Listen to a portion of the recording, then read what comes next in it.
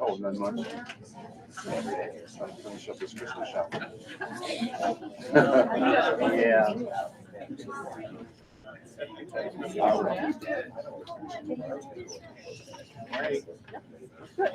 All right, 7 o'clock. We're going to get this meeting started. Please rise for the Pledge of Allegiance. Flag behind us.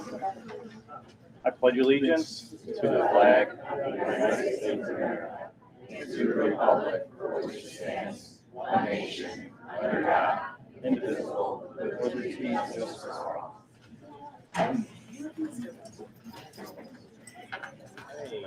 Roll call, please.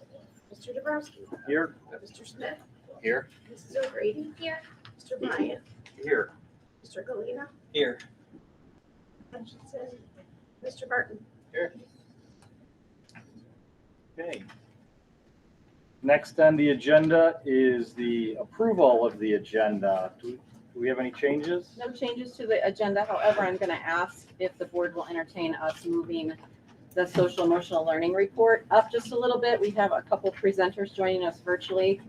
And since it's the last day before break, I think they'd like to go as early in the agenda as possible. So that would mean moving that agenda item and Exhibit K up in the agenda, if that's okay with everybody. Sounds good to me.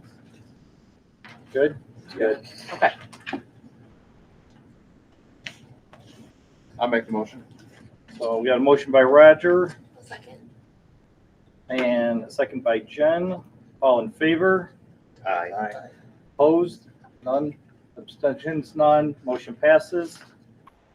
Trustee Bryant here. Next on the agenda, we have the approval of the minutes from the November 15th, 2022 Board of Education meeting, the regular minutes. Any changes to those? If not, I'd be looking for a motion to pass those as presented. I make a motion. Motion by Roger, I'll second. second by Jen. All in favor? Aye. Any abstentions? No opposition, so the motion passes. Next, we're looking for the approval of the minutes from the November 15th, 2022 closed session meeting. I'll make the motion. Got a motion by Andy, I'll second. and that was a second by Ken. Yeah. All in favor? Aye. Opposed? Abstentions? None. Motion passes. More minutes. Approval of the minutes from the December 7th, 2022 board meetings, which was a special meeting. I make a motion. I'll second. Motion by Roger, second by Jen. All in favor? Aye. Any, He has to abstain. we have one abstention and the rest ayes. Motion passes. Item 8, correspondence and audience comments. Correspondence, Jen? Yep. We have three. The first one is, thank you for the donation to hospice in honor of my dad. I really appreciate the support of my District 114 family. Grateful for all you do. Love, David Grote, the technology specialist at Stanton School. Dear board members, administration, and D114 staff, thank you for your donation to the Buddy Project in memory of my dear grandmother. My family and I truly appreciate your generosity and thoughtfulness during this difficult time. With sincere thanks, Jennifer Groot, family first grade teacher. And then, dear members of the Fox Lake 114 School Board, thank you for the donation to the Channel Lake State Park in honor of my father, James Bauer. I know the donation to his happy place is putting a smile on his face. I appreciate the sympathy and the support that I have received from my friends at Lotus and Stanton schools. It truly means a lot during this difficult time. Sincerely, Joan Cackline. Thank you. Audience comments. We have a large audience here. Welcome, everybody. No snow tonight either for everybody, so that's good. Yay. Not yet. It's coming. So no audience comments right now? Out here, live, any virtual? None that we can see? Going once, going twice? Okay. Moving along. All right. Best part of every meeting, student and staff recognition. We're gonna flip things up a little bit tonight. Got it.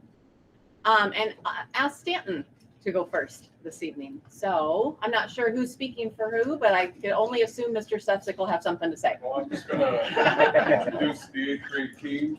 Math teacher Dan Olson, ELA teacher Matt Shannon, science teacher Laura Livesay, and social studies teacher Walter Nichols. So I think Matt's gonna speak first. All right, thank you very much for that introduction, Mr. Sefcik. Sure, Mr. I'd like Shannon. to call Elise Suchek up. What? Come on up, Elise. Come on up, Elise.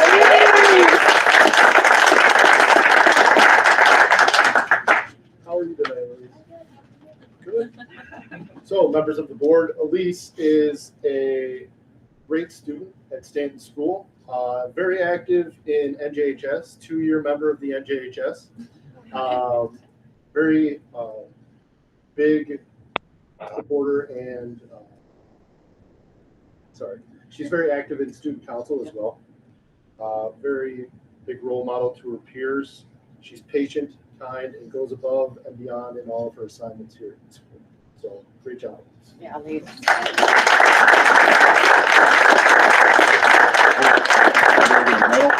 And then your dad's mom got to come up with a camera. Come on up and get the good picture. Come on. Hey. I won't mess up with that, okay? Thank you. You flip it back. I have the lip on always. You don't get to get any picture. You take the picture. You're the picture taker. Thank you. Thank you. Good job.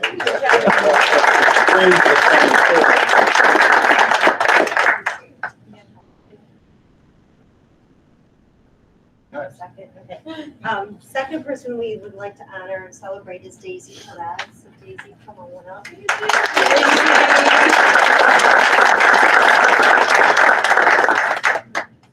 Daisy was new this year to Stanton, and she just jumped in, and you're the greatest addition we can have. You're sweet, kind, thoughtful leader. She participates well. She's made acclimated to Stanton, and you are just family. So welcome to Stanton.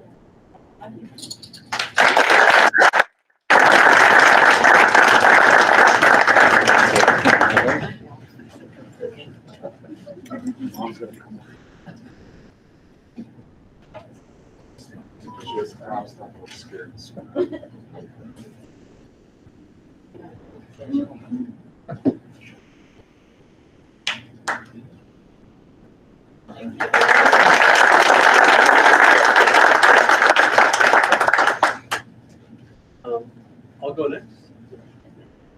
The third student is Sebastian Ortega.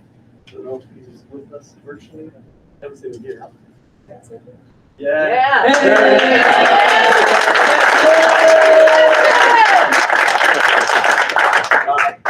Sebastian is a new addition to Stanton, and he's just been great. He's a friendly kid. He's welcoming. He's hardworking. He's happy. He's been showing us his dance moves recently. Nice. Really impressive. But he's just been a great student all year. Really, really appreciate it. Great job today. Also, if it wasn't for Sebastian and his group, I would still be in the corn maze right now. Thank you. That's great. Yeah. All right. Awesome. Yay!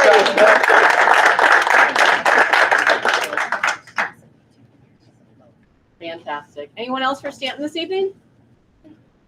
Okay, I'm going to do one that isn't on the schedule, but it was mentioned as part of what Elise contributes to Stanton, and I know that Stephanie K isn't here, but Laura Livesay is. I just want to say thank you on behalf of all of us for kind of bringing the student council back to life in lots of new ways. Pep rallies, I know that tomorrow's been planned, I think, by the student council as well for the last day before break. So student council's always been a thing at Stanton. It's always been a great thing, and you've taken that diamond and polished it in a lot of ways that makes there be a whole new energy at school. So thank you, Laura.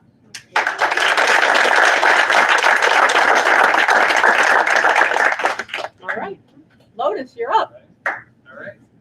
Tonight I have our second grade team joining us along with STEM for specials. And so we have Miss Raychek here, we have Mrs. Maldor here, Miss DeVos, and Mrs. Miller, our STEM teacher. So I'll turn it over to them. Sure. All right, STEM's first. AJ, you want to come on up?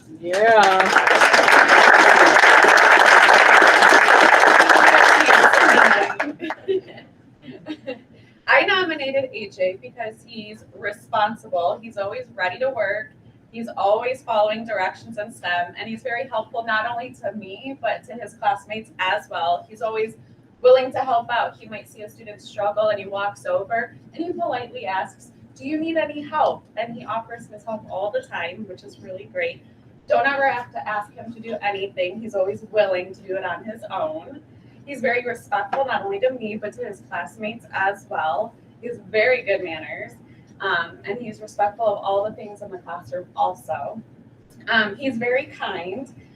He's always complimenting not only me, but his classmates as well. There was actually an incident last week in the hallway.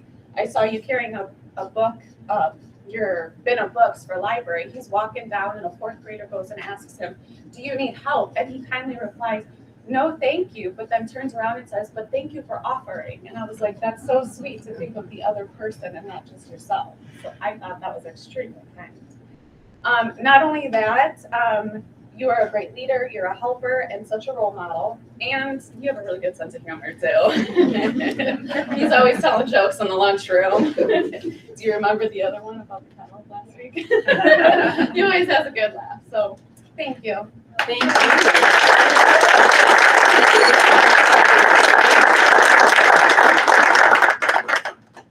Get closer with the camera. Come on. You guys want to get in this picture? There you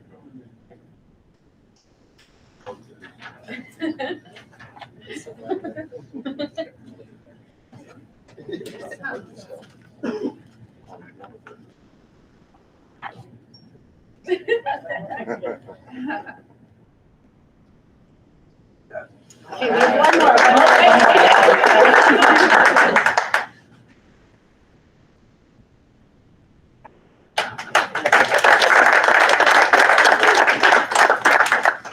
All right, second grade, who's next? Miss Retchek.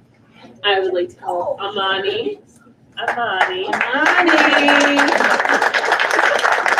Smile. She loves attention as you can. I chose to recognize Miss Amani because she is just the absolute shining light in our classroom. She's everybody else's cheerleader and she's always so happy for everyone else. So I thought we deserve to be happy for Amani because she is just a very hard worker. She's always like 100. I have yet to catch her not doing what she's supposed to be doing. Girls say challenge accepted. She's doing the little things all the time, like turning to face the speaker when they're talking to show respect, and she just works her tail off, and I couldn't be more proud of her and all the work that she's doing in our class. So congratulations.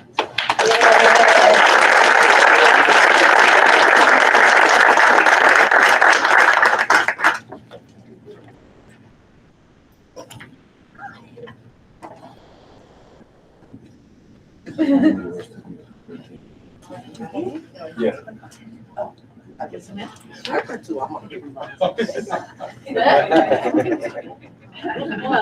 There we go. Now that's talent. That's an impressive skill. Double. Wow. I can barely take one and not have one. All right. Jacob, can you join me up front, buddy?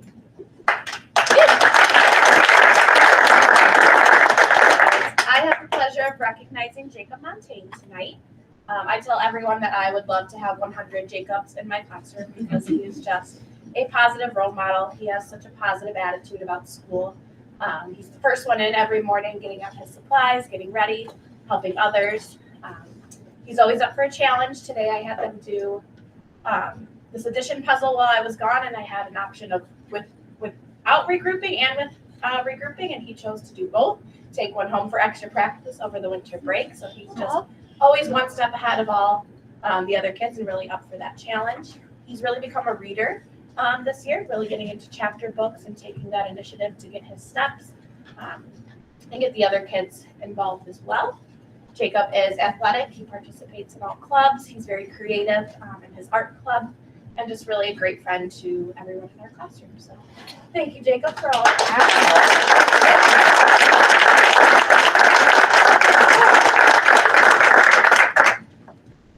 Is it okay if I put a medal on you? Has a major love for I was dinosaurs. gonna say, I'd like that. I didn't go first and I'll follow you.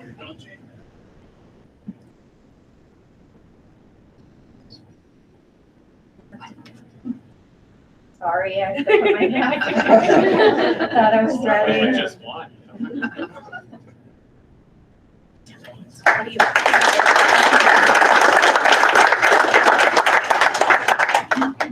And thank you, Mrs. Malador, for being here. You're welcome. We appreciate it. All right, I'm saving the best for last. Come on, Ryan.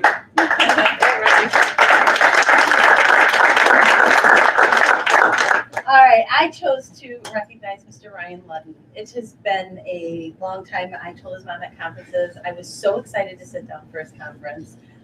When Ryan started school, he was like, I can't read it, I can't do it, da, da, da, da. And I have seen him work so hard and give me such an amazing effort that I am just so incredibly proud of him. In addition to being such a hard worker, he has one of the best senses of humor I've ever seen. He is always smiling. He is always helping others. He walks through that door with a great big smile and a funny quip for all of us in the morning. And everybody knows Ryan. So thank you for being such a wonderful, bright light in my day and everyone else's. Thank you for helping your classmates and for working so incredibly hard for me. Couldn't be prouder. Congratulations.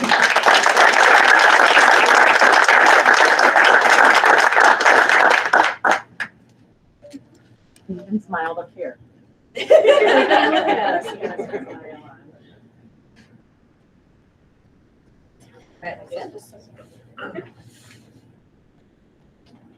Nothing, I'm gonna sneak it.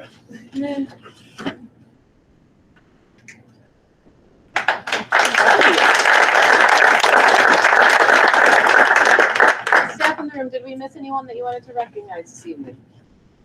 All good? Well, I think, it's almost bedtime for kids, so I think we should sugar them up. For sure.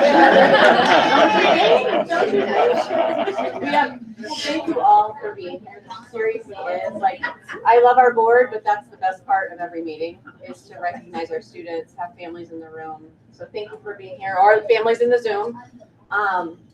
We couldn't do it without you. Thank you for sharing your most precious resource, your kids, with us. We really appreciate it. So if it's okay with the board, we'll take about a 10-minute break from the business meeting. We've got cupcakes and cookies over here. I want every kid take at least 2. Yeah, I said I'll it. go for 3. I said it. Your babysitter. Nope. I got my own sugar up at home right now. There's waters in the cooler. I'll put some holiday music on, take pictures, have a little fun, and we'll continue with the business meeting as soon as this party's over, okay? Take pictures, do everything you want. Everybody up, let's party, celebrate these kids. Families, if you want to leave us, I mean, now we're saying skill of the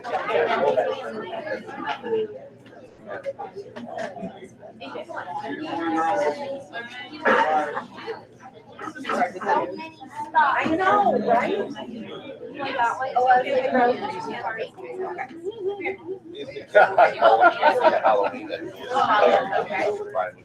I think they're. Yeah. Okay. All right. What would you like, sweetheart? We're get all of them to look the same way. It is nice now that mine are older and I feel like I can take 4 pictures and not have anybody look at me. look the most excited. This one right here? Wait. She was like so excited. What would you like,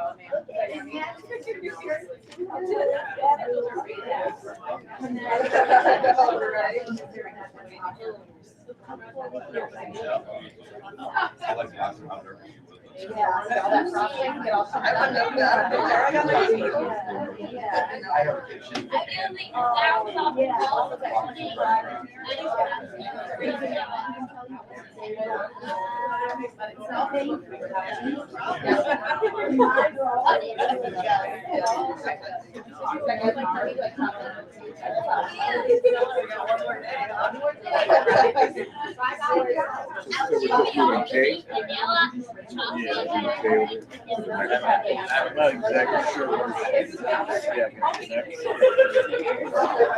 I'm not sure where she's at. Just a little bit, definitely before, yeah, probably before.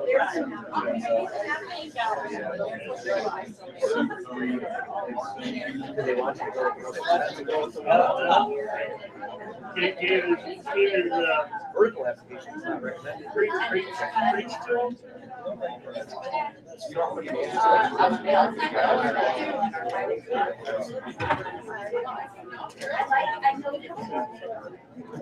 Oh, really? We're gonna Yeah, you buy this one. That's all I see.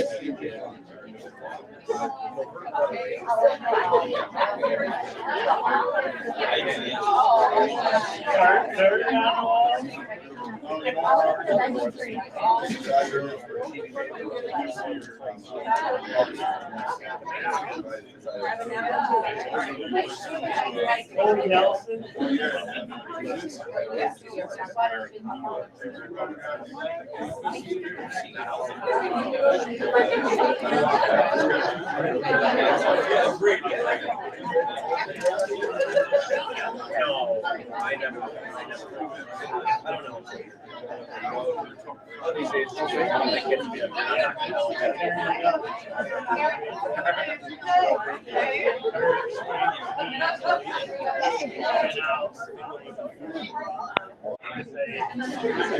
Called the doctor today, and we're bumping up these practice.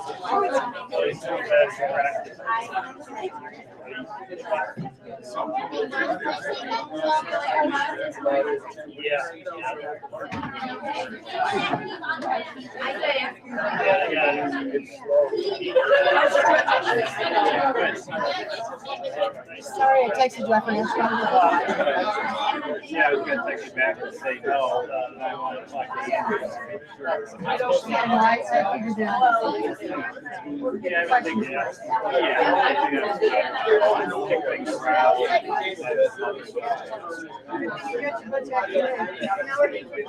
I wouldn't mind it's stuck up there.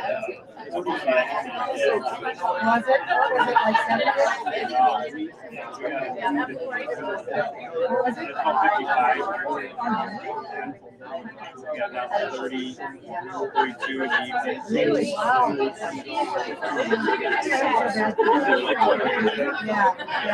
Yeah, definitely. But at least you got it before the snow is hitting.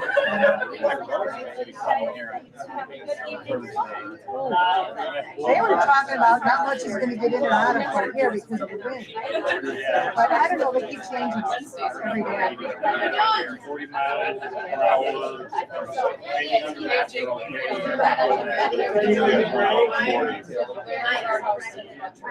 Yeah.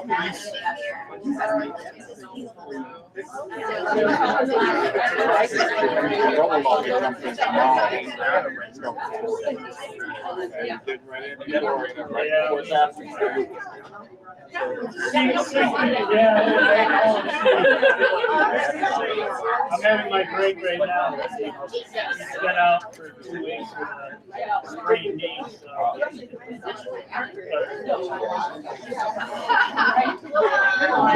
got his release to go back. Got his release, and then Dylan and Grant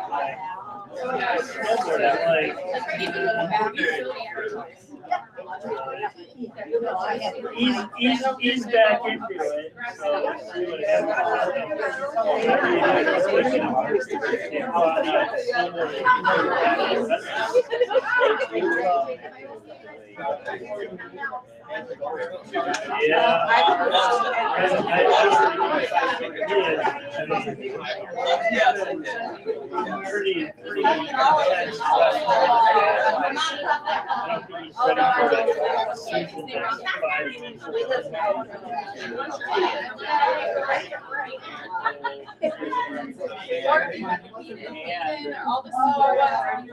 You know what?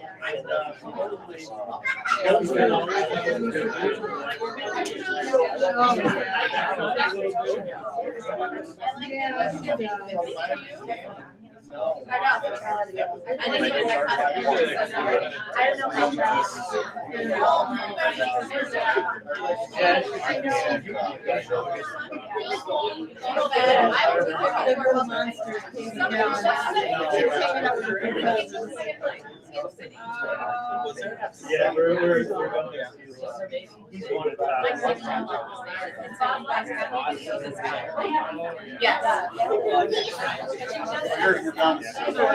Yes. Yeah. No, he Yeah, didn't like it.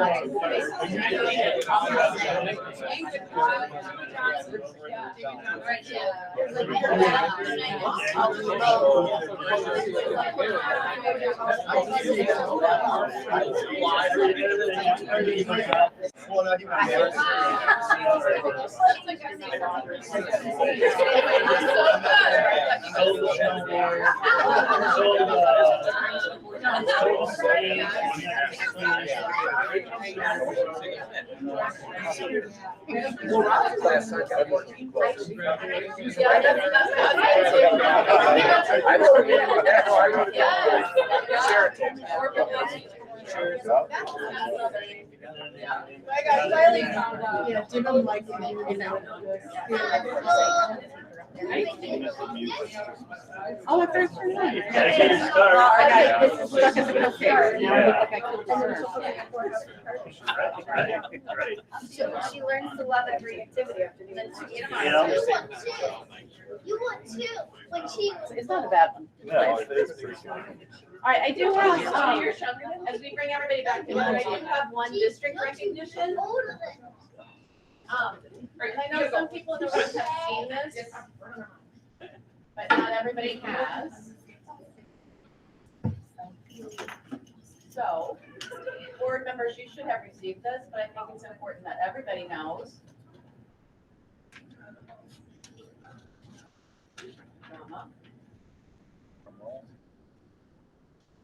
Every year we do a holiday card from the district to people that we care about. Board members, you should have gotten one. Thank you to our ad team for adding names to that list this year. It's getting pretty long, the number of names on the list. So I appreciated that.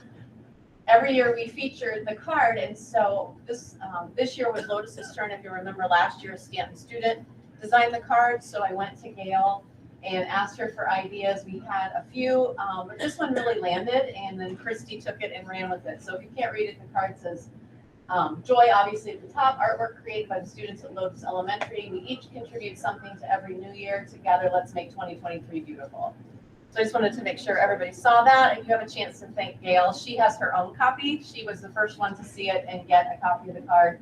And so this is just a snapshot of a much bigger piece of artwork of the kids' collaboration and spots down in the hall. But I thought it just turned out beautiful and is a great representation of our students and art and the way that art lights up kids. In fact, I got an email from a parent this week saying that actually it was a kudo from a colleague about art, saying that a student new to the district had never loved art. And now he's here and lights up, talking about what art is like and how he loves how he's being taught. So that was something that this board opted to bring back, and it's making a difference for kids every day. So just wanted to make sure everybody had a chance to see that. And with that, I think we're ready to continue. All right. Are we moving the SEL in this next position? No, we're going to do consent agenda Oh, right. and do the levy hearing and then SEL. Oh, I'll make them sit around for that, okay. Everybody wants to be a part of the levy hearing. Yep. Right, Kim, right, Megan? You're excited about the levy hearing? In fact, they asked to be here just for that. Fantastic. All right, item number 10, the consent agenda. We'll be looking for an approval which represents the accounts payable, the treasurer's report, and the approval of the destruction of closed session minutes and recordings. I make a motion. I'll second. We have motion by Roger, second by Danny. Please poll the board. Mr. Smith, Yes. Mr. Galina, Yes. Mr. Hutchinson, Yes. Mr. Martin, Yes. Mr. Dabrowski, Yes. Mrs. O'Grady, Yes. Mr. Bryan. Yes. Okay, motion passes. And we're going to start the public hearing for the tax levy at 7:32. Mary Taylor, would you like to say a few words? Yes. So this is the public hearing for the 2022 tax levy. Last month, I presented the tax levy to you. It has not changed. We are asking for a 6.76% increase. However, we are capped at 5%, and inflation is running about 7%. So this levy or this hearing is for anyone who would like to make comments or ask questions. This is part of the truth of taxation law where we have to have a public hearing if we are asking for more than 5%. So if anyone has any questions or comments. And the reason we're asking for more than 5% is? It is because we don't have exact figures for our new construction and possibly our valuations. So we don't get those until end of March, beginning of April. So we're asking for an additional amount just to capture anything that, any kind of differences in those numbers. But we are still go back to being capped at 5%. We can ask for whatever percentage we would like. We will still always be capped at that 5%. Okay. Anybody have any questions? It has been on our website. It was posted on our website. It's been available in our offices as well for review. So really the biggest tweak that was made was to add a little bit extra money to the transportation levy Everything else just kind of rolled from the prior year at the 5%. Correct. And if we do see that, we might be spending more on one fund than the other, we can always change that in March when they give us our final numbers. But we won't get final numbers till the end of March. Usually it's during spring break. So, All right. Hearing no questions from the audience. Tax levy questions, folks? Any question online? Okay, hearing none, I'm going to go ahead and close the tax levy meeting at 7:35.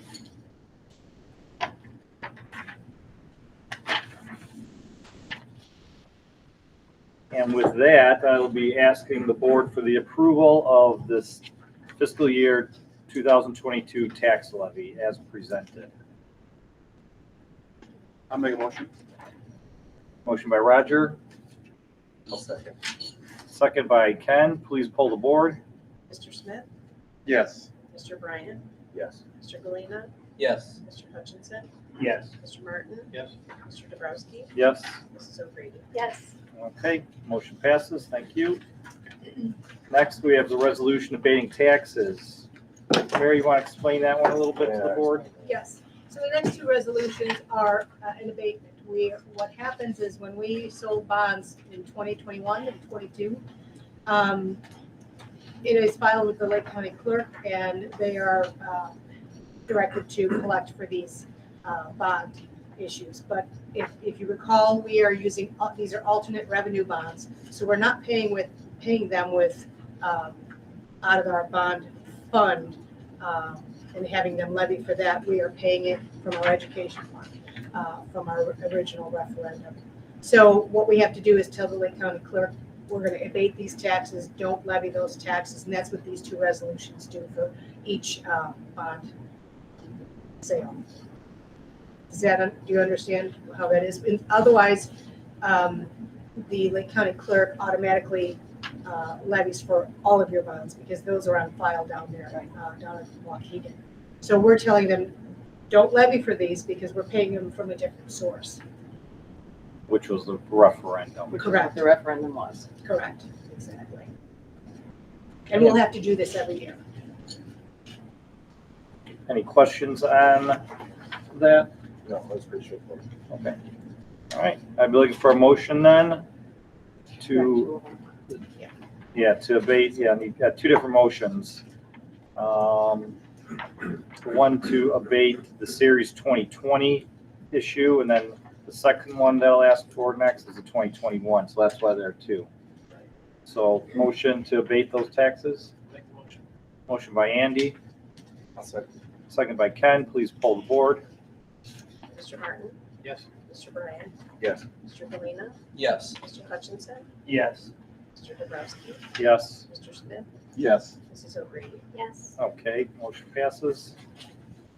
Next, Motion for the 2021. thank you, Andy. Got a motion by Andy for the I'll second. 2021, second by Roger. Please pull the board. Mr. Martin, Yes. Mr. Smith, Yes. Mrs. O'Grady, Yes. Mr. Bryant, Yes. Mr. Galina, Yes. Mr. Hutchinson, Yes. Mr. Dabrowski. Yes. Okay, motion passes. All right. So, as the board agreed, we're going to move the SEL benchmark data up. So I am pleased to welcome to the virtual room Kim Mack, who is our social worker at Stanton, and Megan Reimers, who is our counselor at Stanton. They'll be presenting tonight, but the information was created by the two of them, along with Ellie Seifert and Nicole Brakeman. Can you tell I've driven 8 hours plus today? Who are not here tonight, but did definitely co-create this with Megan and Kim. You may recognize Kim Mack's name. She was here in D114 before, followed a path another direction and found her way back home to 114. And we couldn't be more happy that she's back in the 114 family. So Megan and Kim, we'll turn it over to you. Hi, everyone. While getting the slides up, Got it. I've already did on my whole introduction. I was going to say good evening. I'm Megan Reimers, and I'm joined by Kim Mack. And like Heather said, combined with the efforts of Ellie Seifert and Nicole Brinkman, the mental health team over at Lotus, we compiled the SEL benchmark data for District 114 from the SABRS, or the Social, Academic, and Emotional Behavior Risk Screener that was administered earlier this fall at both schools. Kim, do you want to flip the slide? Thank you. The focus of tonight's work will be to introduce the Social Emotional Learning Universal Screener that is SABRS and MySABRS, to review and analyze the SEL data outcomes for the district, and also take a look at the current interventions and supports that are in place at both schools, as well as the next steps. MySabers and SABRS are an SEL screener that's used to identify students in grades K through 12 who are at risk for academic, social, and/or emotional behaviors. SABRS is a 19-item online rating scale that's completed by the classroom teachers and/or the grade level teams. And MySabers is a self-assessment that is completed by students in 2nd through 8th grade.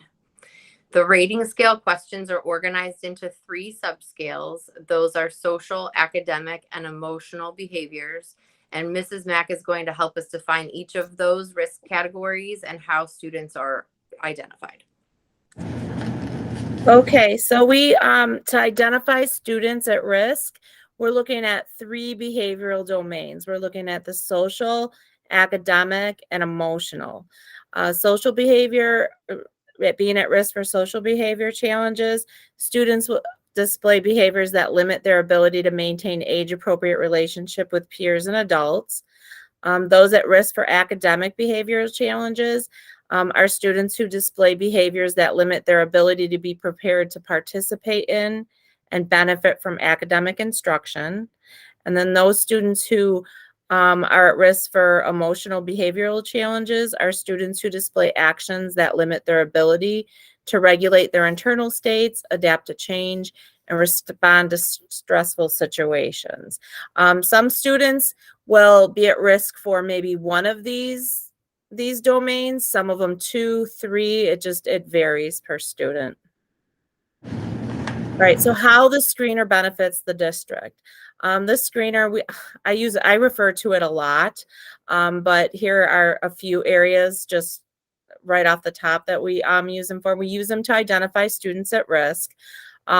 We use it to evaluate the effectiveness of our current tiered supports. So like our PBIS supports, our second step. It kind of tells us if those are working and if we need to look to other sources if we're not getting, good results from these screeners. Another benefit is it identifies students who might otherwise be missed. And that specifically is the MySabers. The MySabers helps us identify those students who have those internalizing behaviors. So we're not seeing them like display those behaviors in the school setting or in the classroom. They kind of hold it in. So this kind of gives us and we've identified those students. So that's always really helpful. And then it also provides data when further assessment might be needed. Can I jump in for just a second? Because you and I had a great conversation in the hallway yesterday about a student who MySabers helped the team find. And the teacher, if I remember correctly, you said that the classroom teacher was really surprised because this is a student who absolutely looks like they have everything in a very calm place. They're feeling great about school. They're doing really well academically.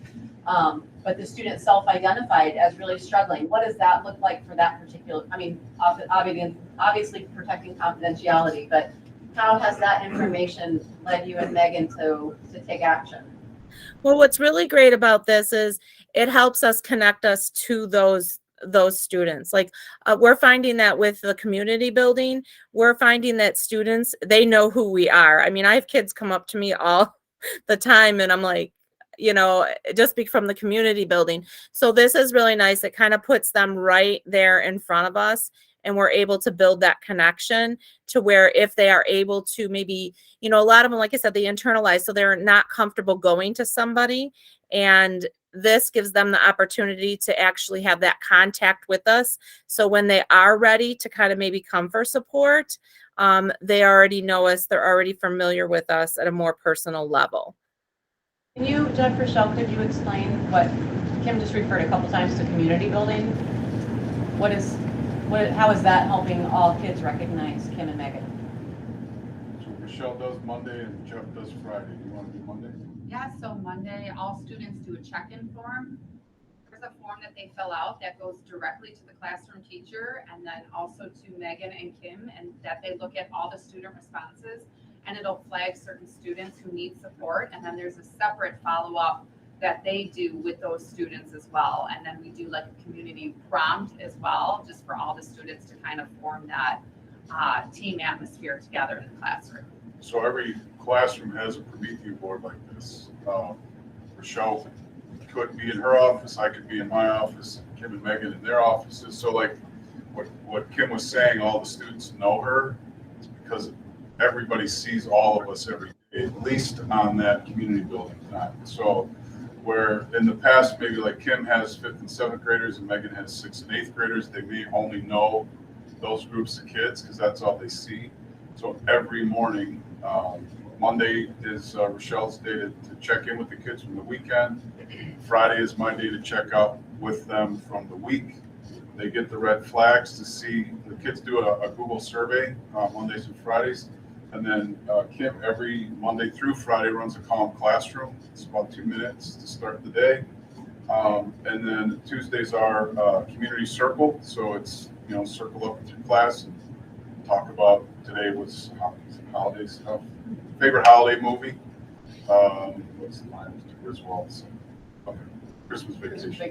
And then Thursdays, actually Stephanie, our instructional coach, partners with them to do an engagement activity. So it gets the kids up and moving, plus it gives the teachers an engagement strategy that they can actually use in their content area too. So they see all of us every day. When it's Michelle's turn on Monday, I try to get into classrooms and vice versa, so we're actually live in the rooms too.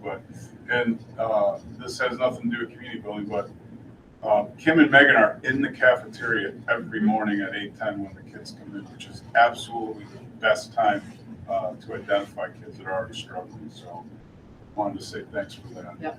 And they're awesome. It's like, this is going to be a compliment, but it's like having Beth back times 2. So Beth running. Did I answer that, or I just talked? You did all right. I did right. I got it. Yeah. Awesome. Thanks for letting us jump in. Okay.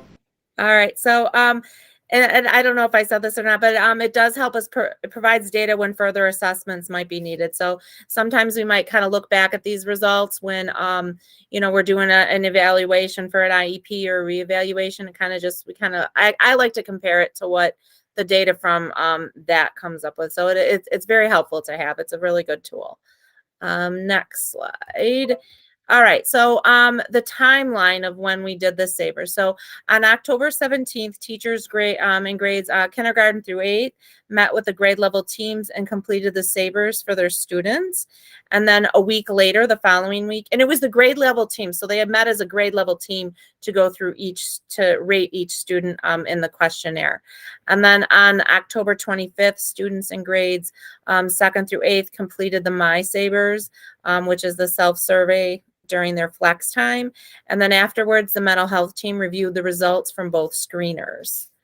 And now Mrs. Reimers is going to review the district's results and data.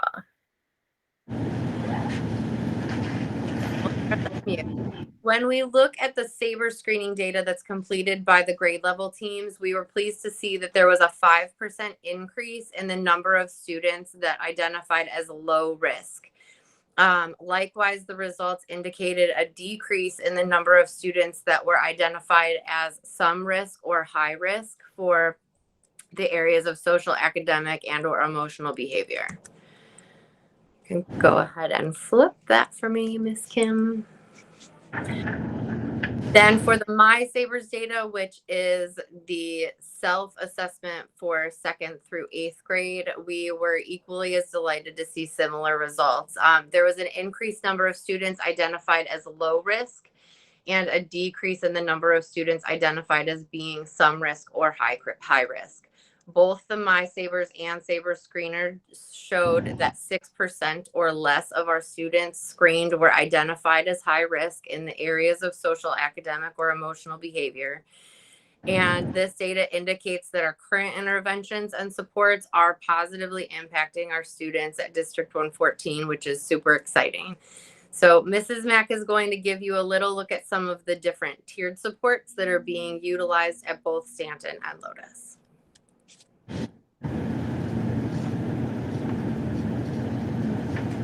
You're muted, Kim.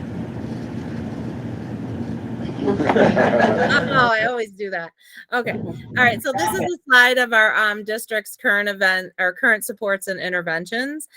We have tier 1, tier 2, and then tier 3. Tier 1 is our universal or core SEL instruction that is provided school-wide to all of our students. And this includes Second Step and PBIS. Tier 2 provides more targeted instruction and interventions to further support individual students.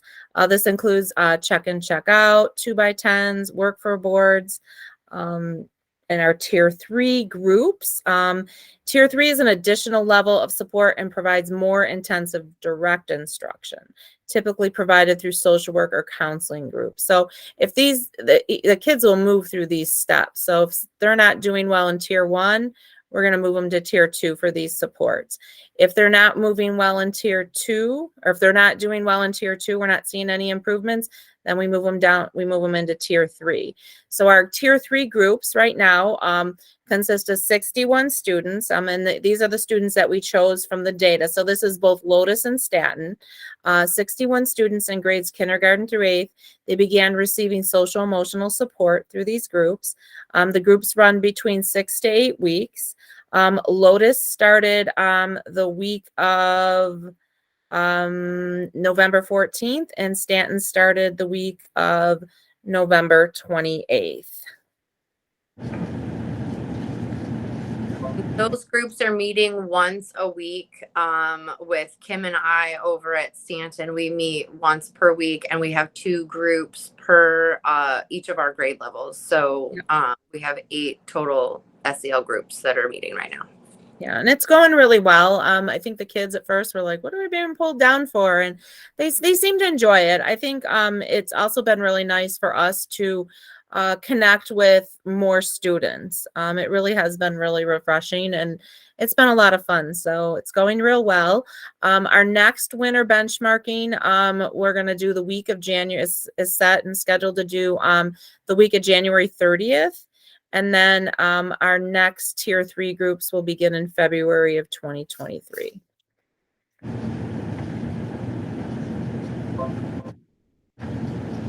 And thank you so much for your time. Any questions? Results look good. I would want to note that it was a mighty struggle last year to get these tier 3 groups in place because we just didn't have enough hands to do it. So one of the staffing shifts we made this year was to have those 2 full-time people for mental health at Stanton, and then keep our 2 full-time people here at Lotus. And if you'll remember, we had a really hard time filling those positions, which were originally posted as social work. So we got a little bit creative and looked for counselors for that, not knowing if that would work or not. And for both Nicole and Megan, I can't speak strongly enough for them being the right people to come complete our mental health puzzle, both in terms of giving us the capacity to see the kids that need it, but just to bring that skill set, that unique personality, and the gifts that they do. So that was a great shift. It kind of came from being rocks under pressure, and this one was I think a definite win for kids, for families, and I see every staff member in this room nodding as well. So kudos to our mental health team for continuing to get better and bringing your talents and gifts to our kids in the district. You're amazing. Thank you. Thank you, Heather. Thank you. Tonight,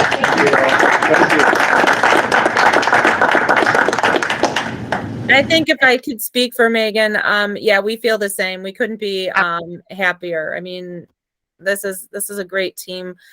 Just the staff and the students, and her and I work really well together. So thank We you. feel very supported by you, and I know I can tell you that Nicole is equally as happy to be a part of the D114 family. So thank you. I'm just waiting to get invited to one of the dance parties that happens down by you guys. Oh, anytime. Anytime. Right. I'll remember you said that. All right. Thanks you guys so much. All right. So now I think we can go back to the regular agenda. So we are back at item 15, finance and facilities updates. Mary Taylor. Yes, okay. In your packet, you have a sheet that shows the original scope of work that we were talking about with the referendum dollars. Now this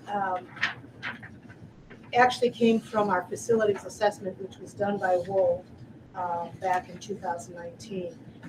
And they came up with quite a large list of improvements to our buildings.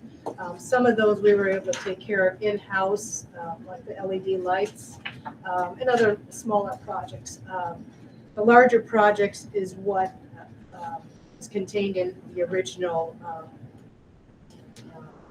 list that you received. So in one of these columns, it'll show you the. Can I correct that? Oh, sure. This top chunk is what the board actually approves. Right. This was the approved facilities list that was finalized by this board prior to referendum. So this is the list of priorities that was communicated out to the community as the exact places in terms of facilities those referendum dollars would be spent.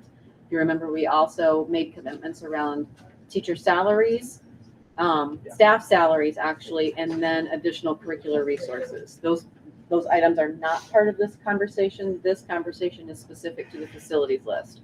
But I do want to call the board's attention to the fact that everything outside the boxed area is exactly what was approved for financial allocations for capital improvements at the time, pre-referendum, so 2019.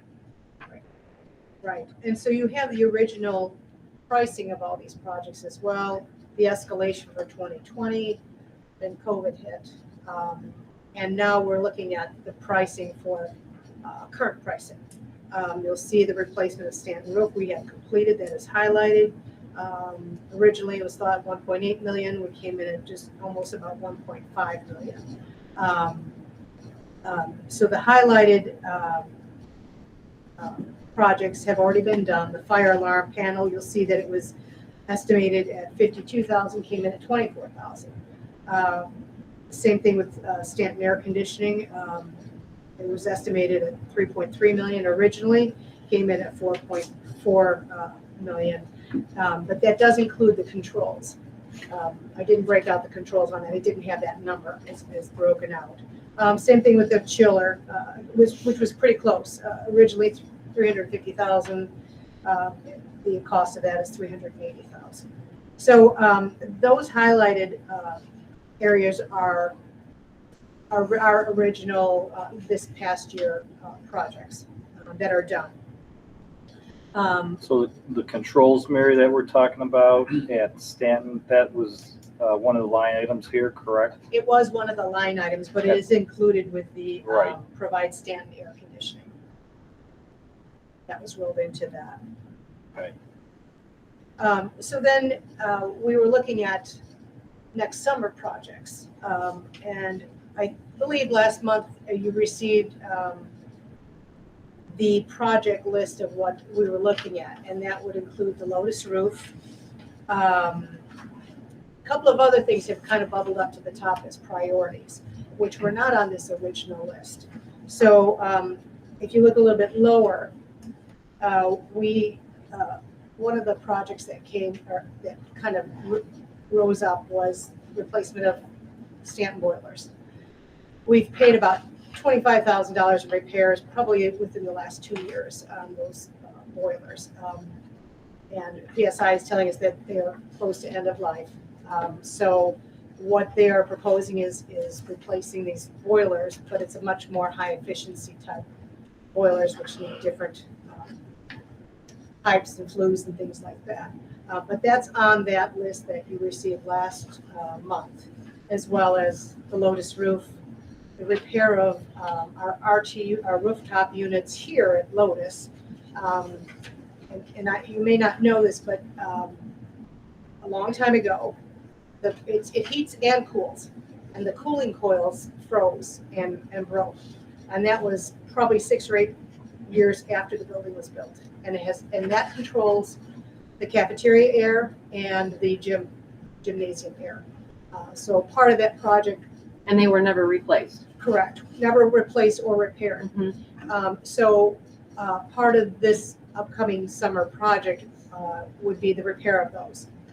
And then we went back and said, well, we absolutely need secured vestibules. So that hasn't been designed yet, but there's about $500,000, $600,000 earmarked for that project for both Stanton and Lotus. So if we did that, those projects for next summer, which is the Lotus roof, secured vestibules, and the coils, we would be using up the balance of our Fund 60, which is capital projects. So we had also put on here additional things that came to light. Most of it's security driven. Cameras. We have cameras here at Lotus. We never had cameras in the upstairs level. Right. Last year it came evident that we really needed a way to, have cameras in the stairwells, in the hallways, so we can actually see what was going on. We had PA system at Lotus. I'm sorry, at Stanton. I'm not even sure how old that would be. But we can't replace parts, things like that. So that is something that, for safety reasons, we wanted to. And right now in that PA system at Stanton, there are rooms that we cannot communicate with. Right. So we could communicate with the whole side, but not call into individual. Correct. So at one point it was down. So the only way they could repair it is to, like, if I try to call into the classroom, it goes in wrong. So that's obviously a problem. In an emergency, we can talk to everybody. Right. And then recently, another one that came up was bleacher replacement at Stanton. They're in some rough shape. And some of these projects we can take out of operations and maintenance fund. In fact, we were planning on it for the the electronic sign for Lotus. It's part of the strategic goals. Yep. We were going to be budgeting for that as well. And the way we can do some of these projects is we can plan for them in the summertime. Half of it comes out of one fiscal year, half of it comes out of the other fiscal year. So it's not such a large sum of money coming out of one fiscal year. So, but some of the original items that we had in here, for instance, like the bus parking with the electricity, it's kind of fallen on the wayside. The priority has come way down versus some of these security items that have gone up. So, right now we're fine with where we park in the buses. What we're struggling with, and who would have known we would be at this position, we're struggling with hiring drivers. Right. So, some of our buses are actually sitting. So that's some of these items have actually kind of fallen off the radar a bit because there's other projects that are coming up that. So this kind of gives you an idea of where we are, what we're looking at, what's completed, what we're looking to complete, and how we can get this to work. Now, with the secured vestibule, since we don't have a design, what I did was I took that allowance and I just split it between Stanton and Lotus. So that may come in a little bit differently. PSI said they felt very confident that we could do it for $500,000 for both schools. But right now, this is where we stand with projects that can be finished with that referendum money.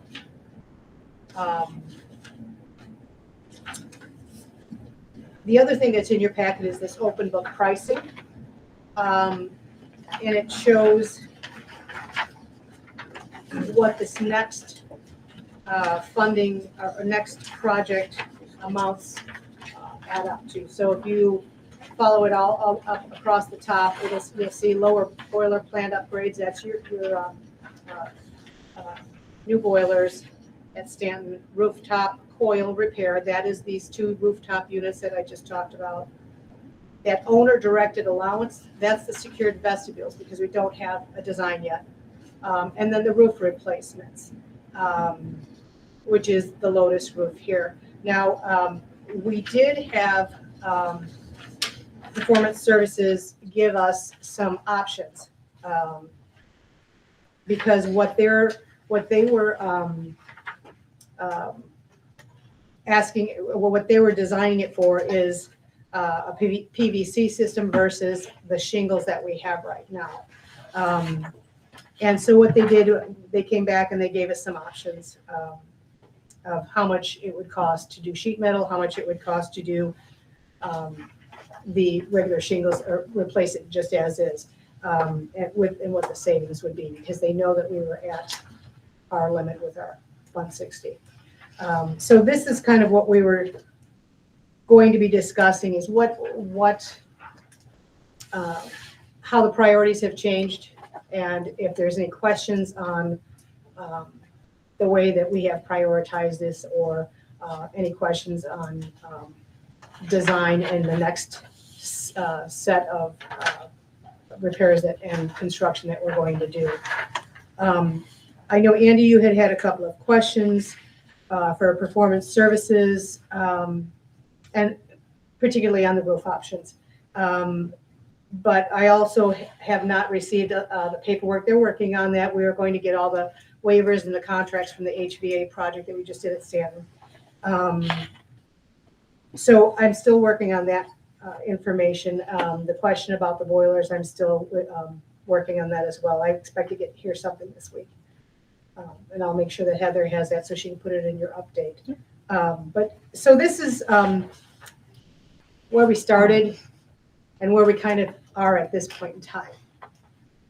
Any questions on any of these projects or expenditures? Well, I guess So just for a second, so one of the purposes for this agenda item was, we know that we have quite a few board members who were not seated at the time of the referendum. So we kind of wanted to play catch up and just let everybody know where those priorities were in 2019, kind of the state of the union on that running balance, as we have been talking a lot about projects that you needed a little bit of context on. So when Mary, Matt, and I talked early in the week, last week, we wanted to put this snapshot together just to make sure everybody understood kind of fiscally the story of how we've gotten to where we are, and then what those priorities are, how and how they've shifted, because a lot's happened in every facet of life since 2019. So really clearly articulating what was discussed, what's kind of shifted, as Mary just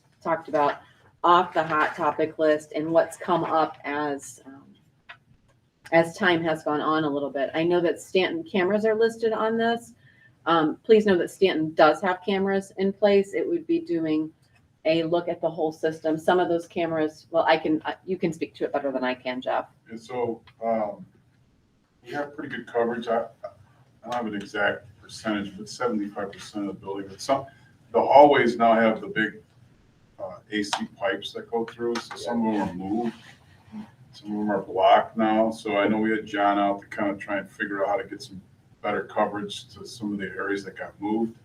And then we put almost $50,000 out on the playground. So we want to make sure we get something out there to make sure that, we have eyes on that as well. And then I think there's still some spots in the building that we'd like to have coverage, and they don't. Okay. So that's kind of the why behind all of this, was just let's stop, let's check in on where we've been, where we are in terms of the priorities, and then obviously fiscally where things are. So I think I just cut you off. I'm sorry. And what we need to prioritize. Absolutely. Right?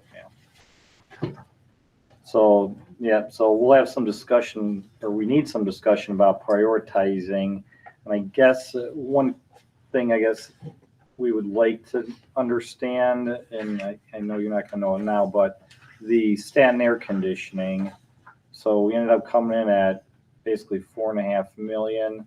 When we look at the budget, the 2020 costs, we're gonna be about just over 3.8 million versus 4.5, so that's a pretty big increase. Right. So maybe if we can get some information on why that was up compared to the escalation price, would be helpful.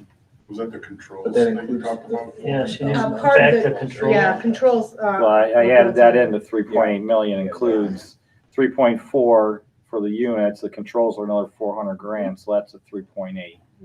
Well, now, don't forget that these numbers were not hard numbers. They were estimates from Wold, from the facilities assessment, so. But this is what we're using to plan Right, everything. exactly, that's what we use to plan. Yeah. So, I mean, some of them higher, some of them a little lower, but yeah, I And mean. I'd we also can- like to stress that we're no longer working with Wold. Correct. Is the HVAC considered a finished, complete project at this point? No. No, But it's not going to incur any more costs? No. I think what remains is the chiller here, they're gonna be doing some outside work, but if it's gonna be sub-zero, they're gonna be doing this over the Christmas break. They have to hold off, and then they won't fire that up until probably March, April to make sure that it's working properly, but it actually is here and installed. They're still, working on some small items at Stanton, but for the well, most, and the rooftop units. right. Yeah. that's And those, yes, They're the they're rooftop coming in on units, spring break. yeah, spring break. Spring, okay, that was Christmas. So we're looking kind of like at weather issues, because they have to take down the heating system for those 2 rooftop units at Stanton, so. So why aren't they getting installed over Christmas break? So we met with them a week or so ago. It's, the little unit is like a 3 to 5 day install. The big one's like a 4 to 6 day install.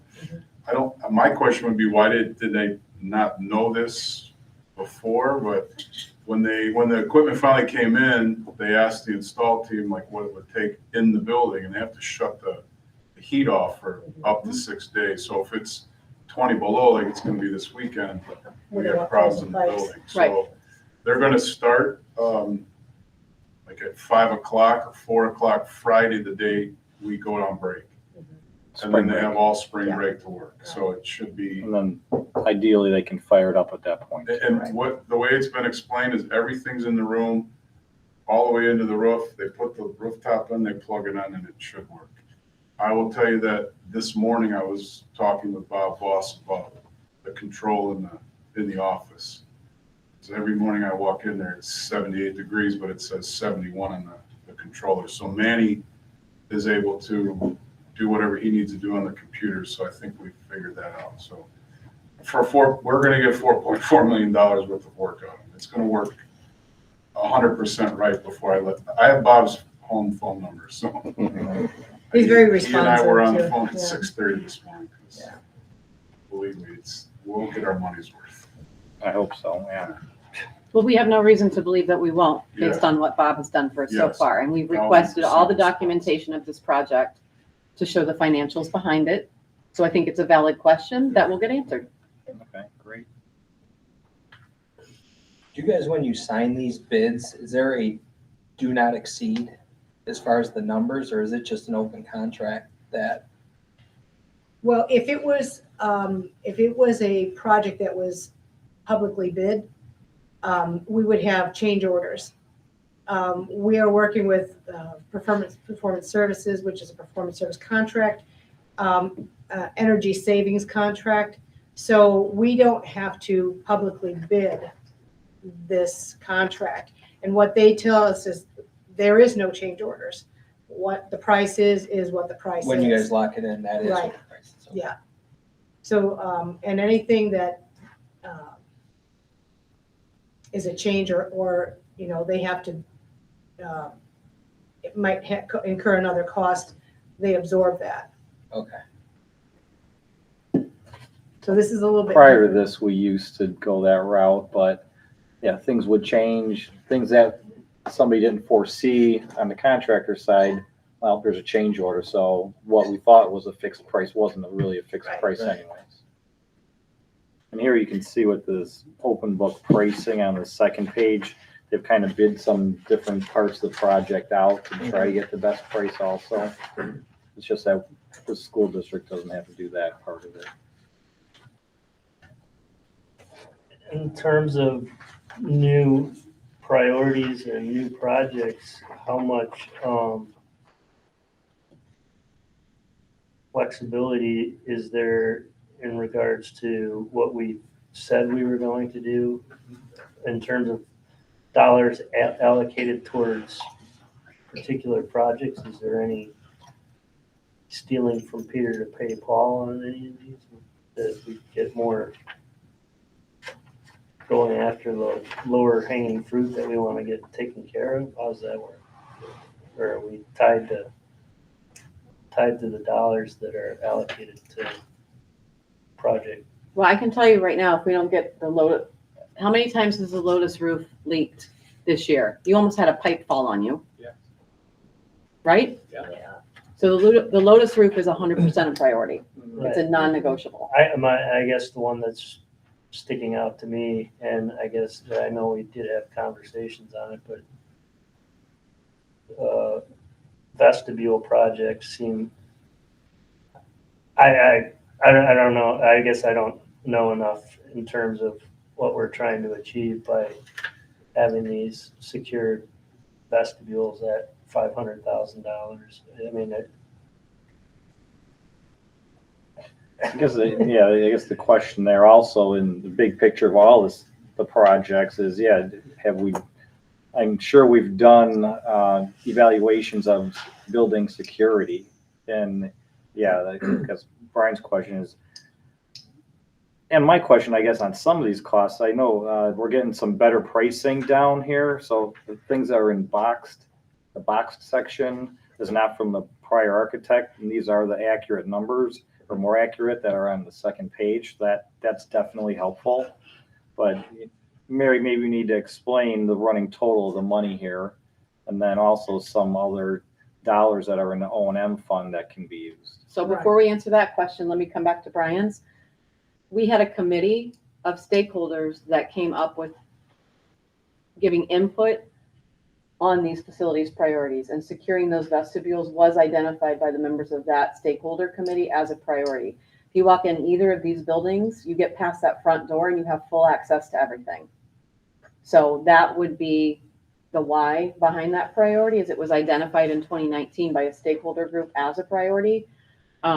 It was board approved at the time, and I would, in January, Mary and I are going to be doing an update on safety in general, just kind of a state of the union on our safety processes and procedures to share out what feedback has been. But I can tell you that every time the police department or fire walks in either of the buildings, they're stunned, because in either building, you get past that door here, the door at Stanton, you have access to the full site. So they would identify it as a priority too.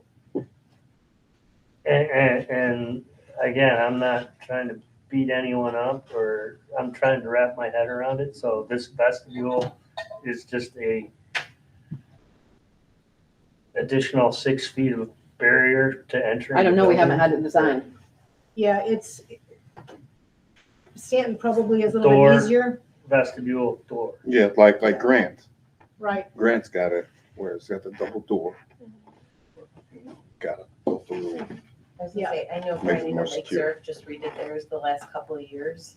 So every building you enter, you have to enter into, you can open the first door and then you have to be buzzed into, you go directly into the office before you have access to any of the other buildings.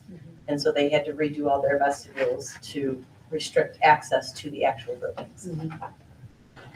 And then So once that's they're what in I'm the thinking. office, they can do the Raptor, which, they give us their license, they get a badge, checks the background. So, I mean, there's a couple of different security things that'll go on. But it's just mainly walking through those doors and having that access. That's what we want to limit. How hard would it be for somebody to draw something up rather than us assuming that they're saying it's $500,000? Can they come up with something fairly easy I can ask, yeah. for both sure. buildings? Yeah. Now, this is a double vestibule here, right? Well, but it's still not, it They doesn't want, block once you're. Right. Okay.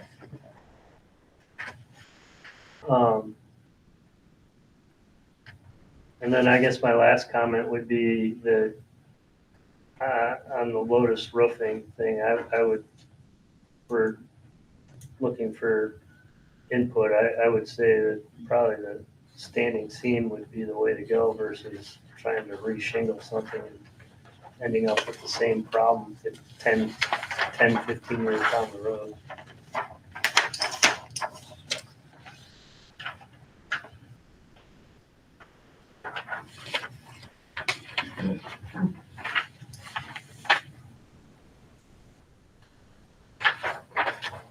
if we want to jump to the roofs real quick, from my knowledge, has the shingles haven't been a problem.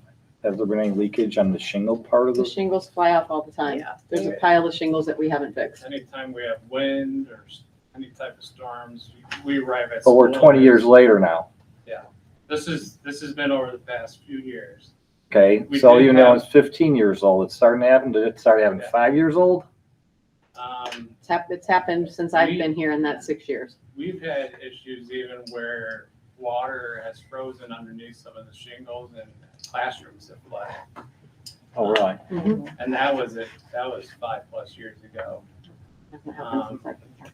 Because the building, I do 2000, like right? It most was built wear in, and tear it over, was but- put on in 2000. So Yeah. my question is, yeah, has the real problem been, it made it 15 years really good and now we're having all this trouble? Probably be around 15 is when shingles started really coming Mhm. down, but it's more often. But every time we have those roof inspections, they're always circling missing shingles and just open spots. But I remember the freezing underneath was the worst. I think it was like the 4th grade hallway. Yeah. Was the lifespan 20 years on shingles? Yeah. They didn't provide it. Those are 3-tab shingles. 2025, yeah. Yeah, so the shingles on Lotus roofs are probably the lowest, least expensive shingle option out there. There's obviously heavier duty shingles that can be used. When I had the conversation with the team there, we discussed, and I don't know if it states in here, but the shingles that we discussed were, higher end shingle, an architectural shingle that maybe had like a 40-year useful life or something like that. There's no doubt that the configuration of those roofs are a little bit challenging and a little bit unusual. The low slope and then the very steep mansard style, that's a challenge. So what they told us the savings, but they didn't tell us what our starting point. So that's just a little bit confusing for me because, now are we putting on a $50,000 roof or a $100,000 roof? So I don't even know. But I guess that's maybe something that they can clarify for us. Yeah, I think that was a rough estimate because they wanted to get the information to us quickly. Sure, Um, and that's appreciated.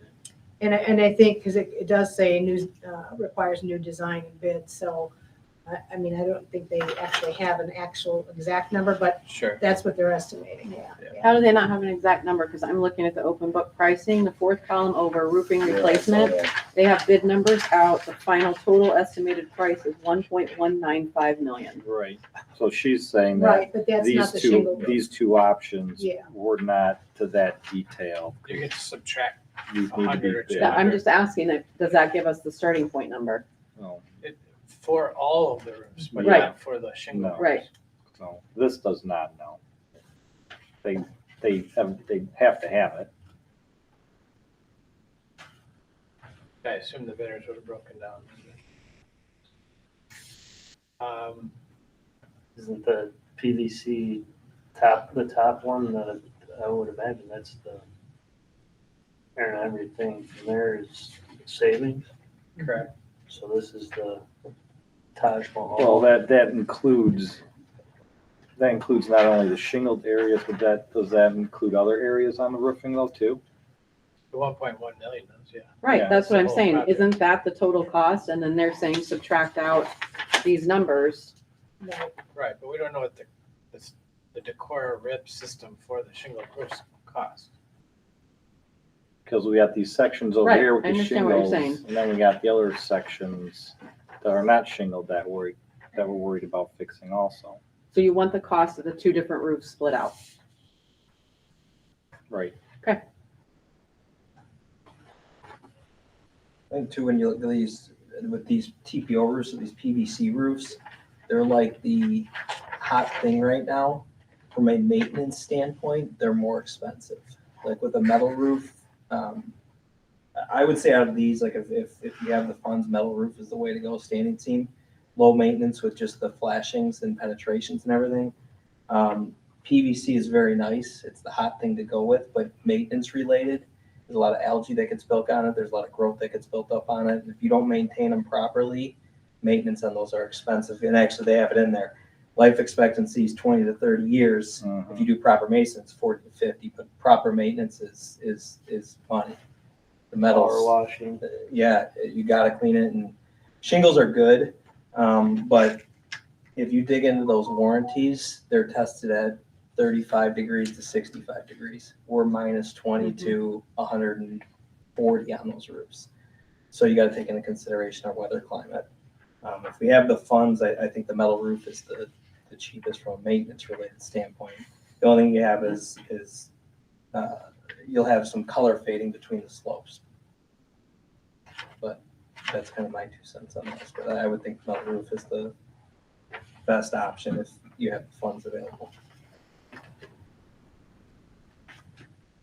Is that also on the vertical portions as well? Yeah, you can, yeah. Okay. Yeah. I mean, the shingles, the if you want to keep the Mansford part with the shingles and stuff, that's fine. Or obviously, the steeper the pitch, the less they have as far as wear and tear. But if you have the funds to do metal from a cosmetic standpoint and maintenance, there's really not much maintenance with those metals as long as you're just covering up the penetrations and flashing everything. Metal's the way to go. So we want to get a price for that then at this point. Or any other conversation on that other than getting the additional information on what the PVC portion is? Do we want to get, I think, the price on the metal roofing, and then do we still want to get a price on the more expensive architectural shingles also? Doesn't hurt. Doesn't take any extra time. You're not gonna get more than this estimate unless they design it. So.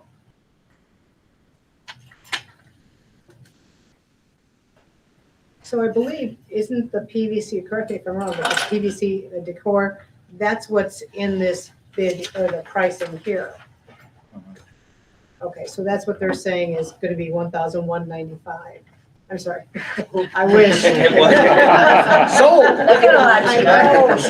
Sign the contract. $1,195,000. That's for everything, right? I do Right. think the 1.1 is for the whole roofing So structure. what we're looking at is a split up of the costs. And then the flat roofs, I think, are EPDM is what they have specified right now. Mhm.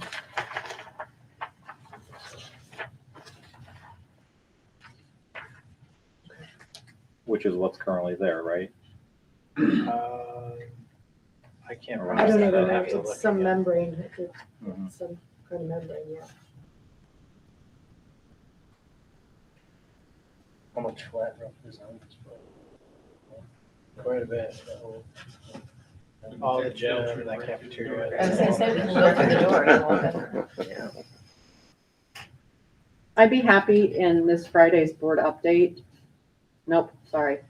Well, I'll give you one Friday. To include the last couple roof reports from All American. They do it in two different components, one for the flat roof and one for the Yeah. shingle, just to get Chris's take on what those have looked like and the issues seen and the recommendations within. because it'll answer all those questions for you. I don't think there's any real question on the flat areas, is there? It's really just where the shingled area is at where we're kind of. Well, I just heard there was a question about how much flat roof is there, so I'll just share it with you, since if we're talking about the roof, let's be as informed as we can.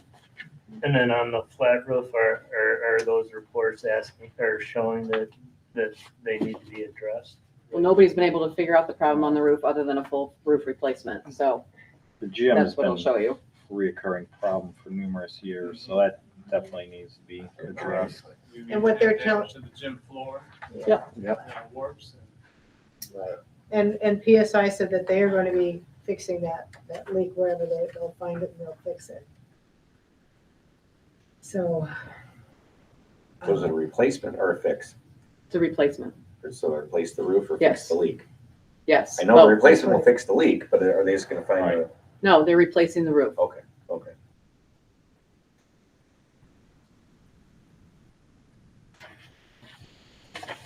So one other, I guess, piece of information from the conversation I had with them is the rooftop unit repair for the Lotus gym and cafeteria.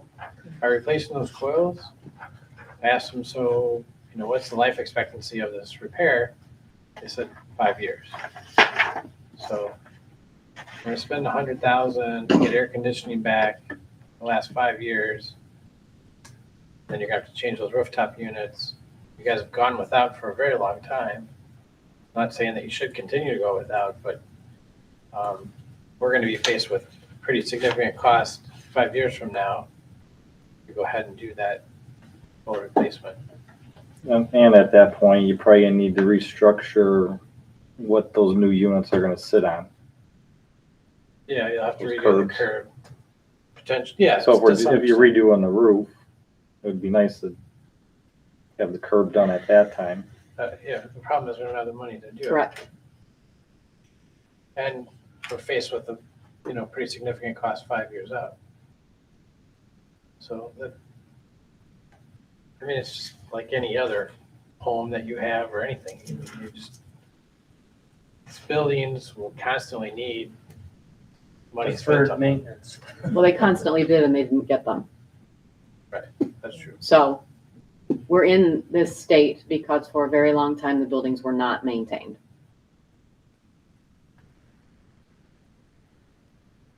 Did we get pricing on a full replacement for the Lotus unit? The 2 rooftops, Yeah. 940,000. Right. So we went back to Wold and said, nope, PSI. or sorry, well, we Yeah. definitely went back to them. To PSI and said, nope, this is the money we have. We've promised our community that we will not ask for more. In my opinion, we cannot ask for more. What can we get as much of this done as is possible? And that was the best answer they could come up with. And I'm not arguing that. I mean, we're between a rock and a hard place. It's just knowing that, 5 years from now, you're at $1 million plus ticket. It's an interesting thing. I don't know how you start to plan for that. I do know that AMS did check out those units and they said that they were in very good condition for their age. So whether that makes a difference or not, I mean, at least that's somebody that we can trust in telling us that the units are in good condition. And What's AMS's take on the fact that on the timeline if we replace the coils? The timeline? How long will they last? Oh, that I don't know. In our I call, can they find said out. 5 years. That was 5. But even if we That spend. was PSI though, or was that AMS on the call? Well, No, was AMS not was on not the on the call, no.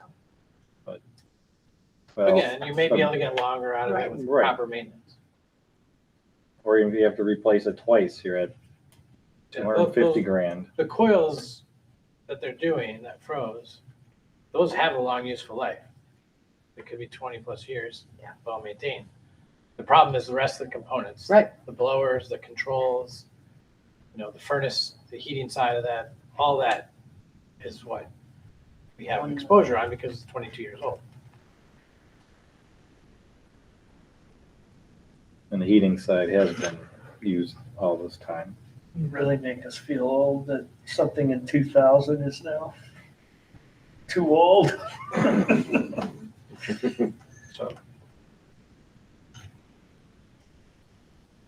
Do we want to prioritize anything else on this list right now? Do we want to, the Stanton boiler seems to be a huge problem that needs to be addressed sooner rather than later. If they were to address that, what was their thinking of a timeline on that? So that's gonna have to be shut down for quite a while when we talk about. Summertime work, yeah, Okay. yeah. And then they'd be here for the, when we turn it on, just to make sure it's running correctly.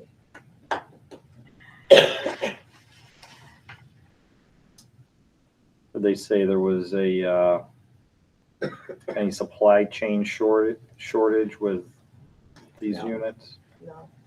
Stanton does have another boiler upstairs, so Stanton's got actually 3 boilers, but the one upstairs is newer. We have 2 downstairs are a bit older. So I'm sorry, maybe I lost track. Aren't the boilers included in the proposed work? For the next group of things that we're going to be doing, yes, it was. Yeah, yeah. We did, for the maintenance grant, we haven't heard back yet, but we did write the $50,000 for that too. So we will see a little bit of help there from the state. Hopefully we'll get this grant, and it's matching grant up to $50,000. And that's what we actually wrote for this grant. We do have another $50,000, which we've already received for the vestibules also.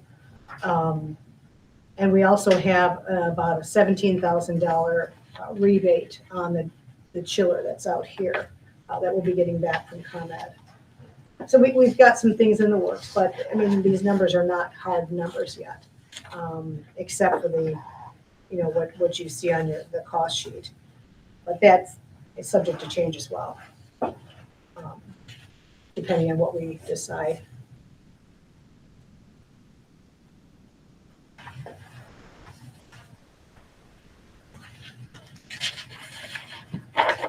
And then in the O&M fund, I guess, just so everybody's on the same page. Mm-hmm. So to date, we have $672,000 in that fund. And we expect that fund to break even for the year is what the budget calls for. Mm-hmm. In the budget, do we have any of these projects budgeted? We have the cameras budgeted.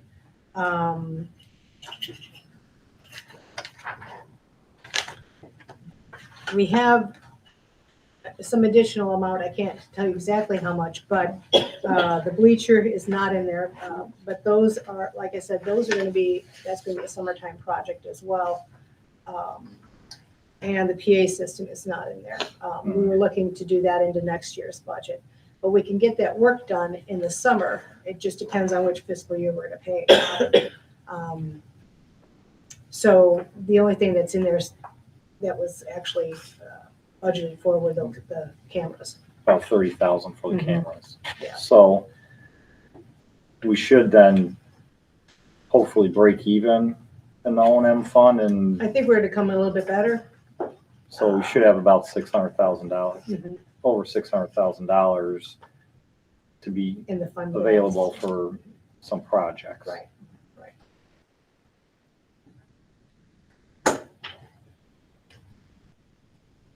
And like I said, if we can utilize these grants and some of these rebates, we can make those bucks go a little bit farther with other items. So what's your recommendation for next steps here? And again, I think the board really needs to look at, we have some things from the original pre-referendum committee that was approved, but we have 0 placeholders in there for them. I think the board needs to revisit these projects and decide what takes priority and in what order.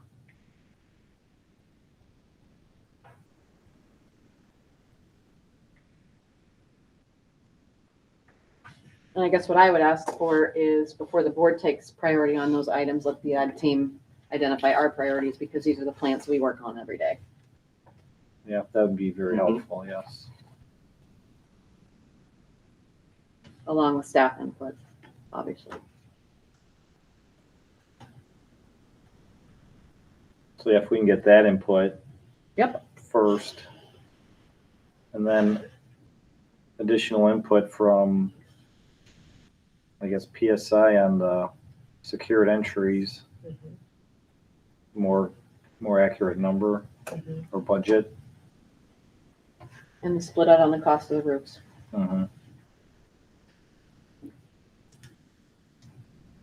We have some, do we need PSI to look at, because right now we're just kind of shooting in the dark with some of these other projects that we don't have pricing next to. How do we get a better idea on pricing on those things? Like Lotus Controls is $400,000 accurate, for example, if that needs to take place. In the rooftop units, the coils, the repair, I believe they included controls on there. So let me just take a peek real quick. I would guess that's just to hook it up to the controls that you have. Temperature controls and programming. Yeah, not a whole new system. Yeah. Okay. Because without a little bit accurate pricing from somebody that we have a little bit more trust in, we're kind of just shooting in the dark at some of this. I know it's a big project to kind of put some budget, better numbers together for us, but we kind of need that at this point.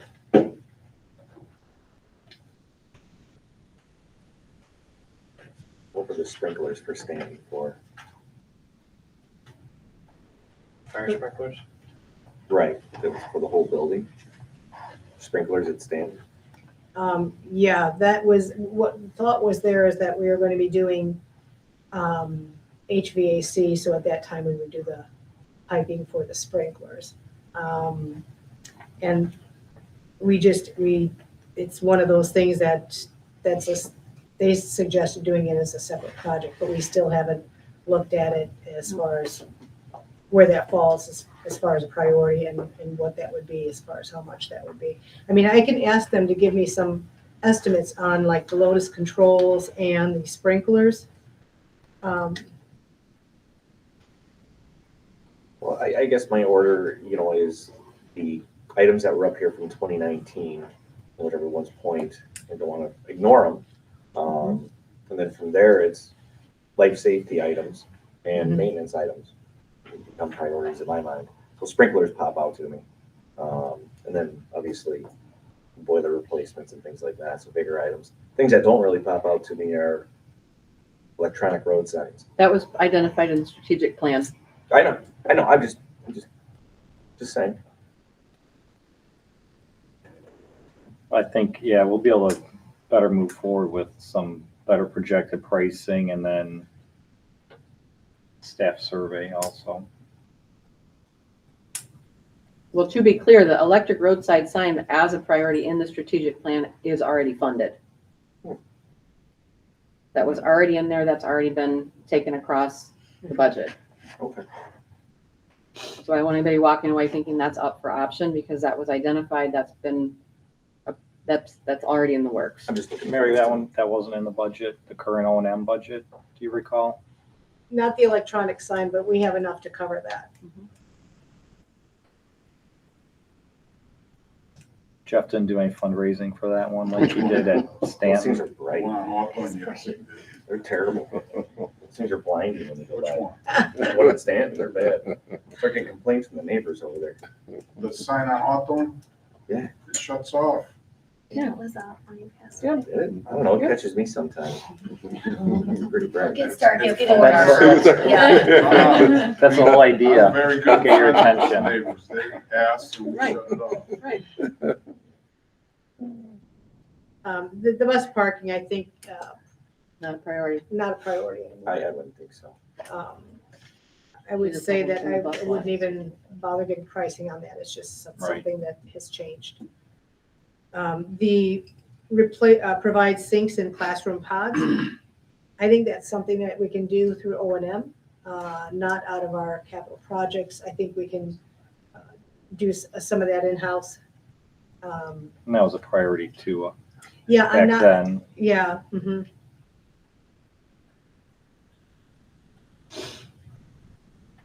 Yeah, that's fine. You don't need to get pricing on either of those two. What about the ADA ramp?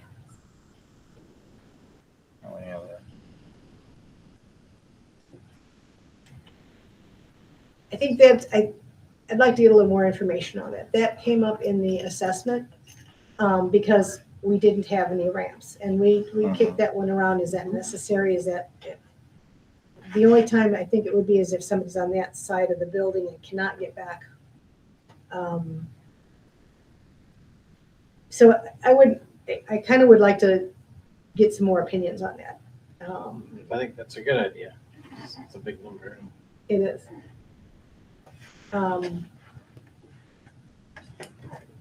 Some of Wold's numbers were not very good. I think they just threw some numbers out there.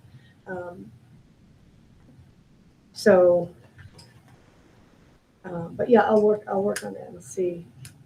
I'll see if I can get some information on that. I mean, hopefully it's not a big deal or it can be addressed reasonably.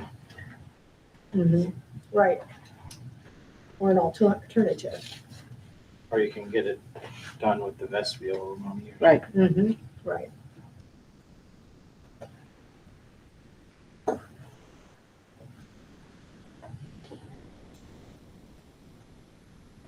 All right.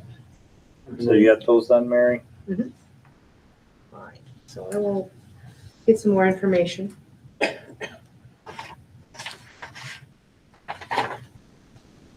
Right. Then also, like you said, staff input would be great. Yeah. You got it. Anybody have any other observations or questions on any of the projects? Or any other information at this point? No? Okay. Energy audit, Mayor. Okay, so Matt and I had talked to a company, Clear Result it's called. It's a strategic energy management plan. And basically what they do is it's a year-long series of workshops and coaching. You have to assemble a team. And then they come in and look at your buildings and tell you how best to save on your utilities. They will do an energy audit. And your team has to participate in monthly meetings as well as it's a cohort of people. So what they can do is help you come up with ideas on how to be more energy efficient. And then that will come off your bill, your ComEd bill, or your North Shore gas bill. So we were looking at this program, and I know they will, like I said, they will come out and they'll take a look at what you have. I think they're funded by NICOR and ComEd also, and depending if you implement projects that they recommend, and they'll also give you some dollars back. Somehow it for any reduces, they savings. didn't quite tell you how, but it reduces your energy consumption, your energy bill. In addition, right, so that's one savings. The other savings is they have like a matching grant. Mhm. If you save so many therms, they're gonna pay you some grant money also. Yeah. So,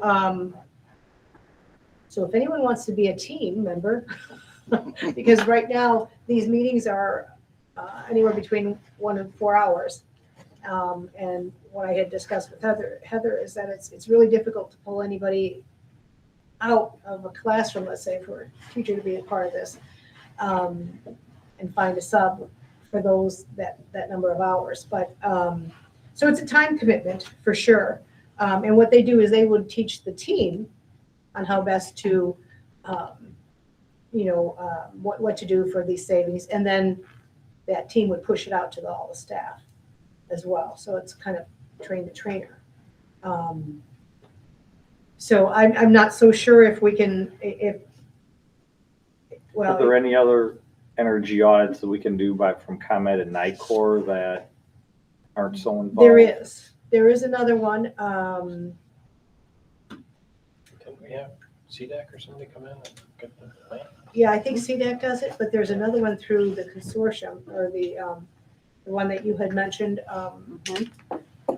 that will come in and take a look as well. So, I mean, I think it's always, hey, if we can save money, I'm okay with that. So I'll get a hold of them as well and see what we can do, and what they offer as well. So we're kind of looking at a couple of different programs. Well, and one other that came to our attention at Lake County Superintendent's last Friday, Brett Clark, the executive director of IASA, was there and talked about kind of state level initiatives. And one of the things that he's very much behind is a state level energy co-op that is already formed, but they're looking to add more districts to it in Illinois, and then branching that to Ohio to get better volume pricing.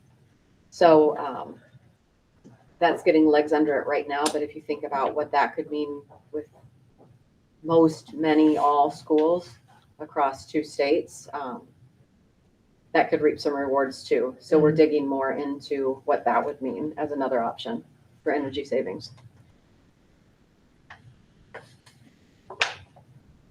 So I guess, if you think it's too much of a time commitment with this group, if we can do something else, that's. Exactly, yeah. So I'll do a little bit of research on this other group as well and see if, because I believe they do offer to come in to take a look and see what you have, and, in the area, look at the areas that you can work on, and any type of energy savings. So. Who was that? What was the one you said, Andy? CDAC? I thought we had one of them in here a couple years ago. Was that the group that was through University of Illinois? Mm-hmm. Yeah. They come in, they look at all your mechanicals and tell you like, oh, if you change this pump, you can save X dollars or something. Right. It's been pretty good. Mm-hmm. Yeah, so I mean, there's a couple of options we can look at and see. I mean, but honestly, you've changed a lot of your mechanicals, and since then, as far as the low hanging fruit, you've probably captured most of it. Mm-hmm. Doesn't hurt. Like I said, if it's saving money, yeah. So, okay. We'll keep you posted on that. Yep. Okay, lastly, we have a working document for a preventive maintenance plan. And I say working document because some of the equipment at Stanton still has not been updated here, and that because I didn't have the manufacturer. I know now that's all trained, so it's one of those things that as soon as we get those rooftop units on, I'll probably update this whole document again.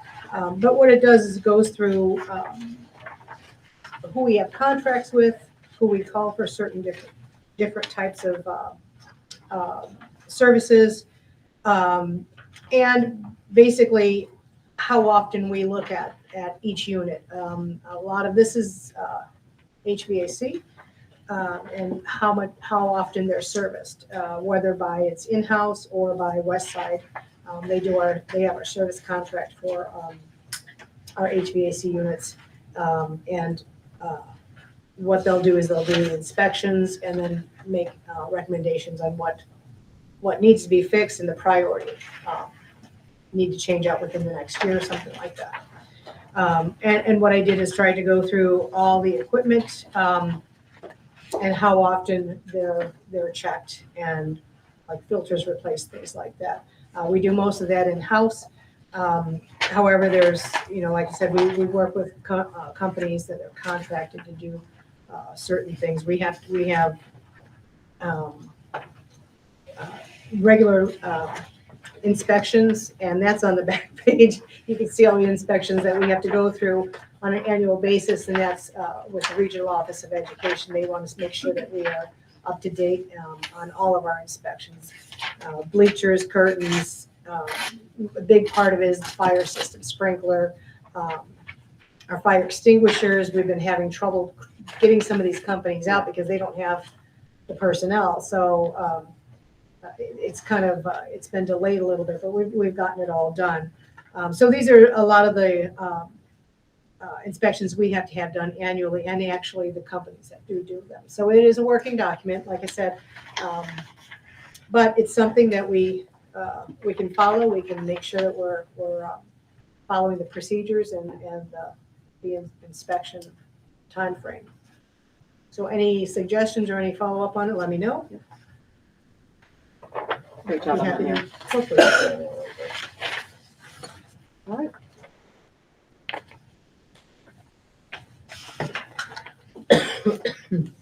Thanks, Mary.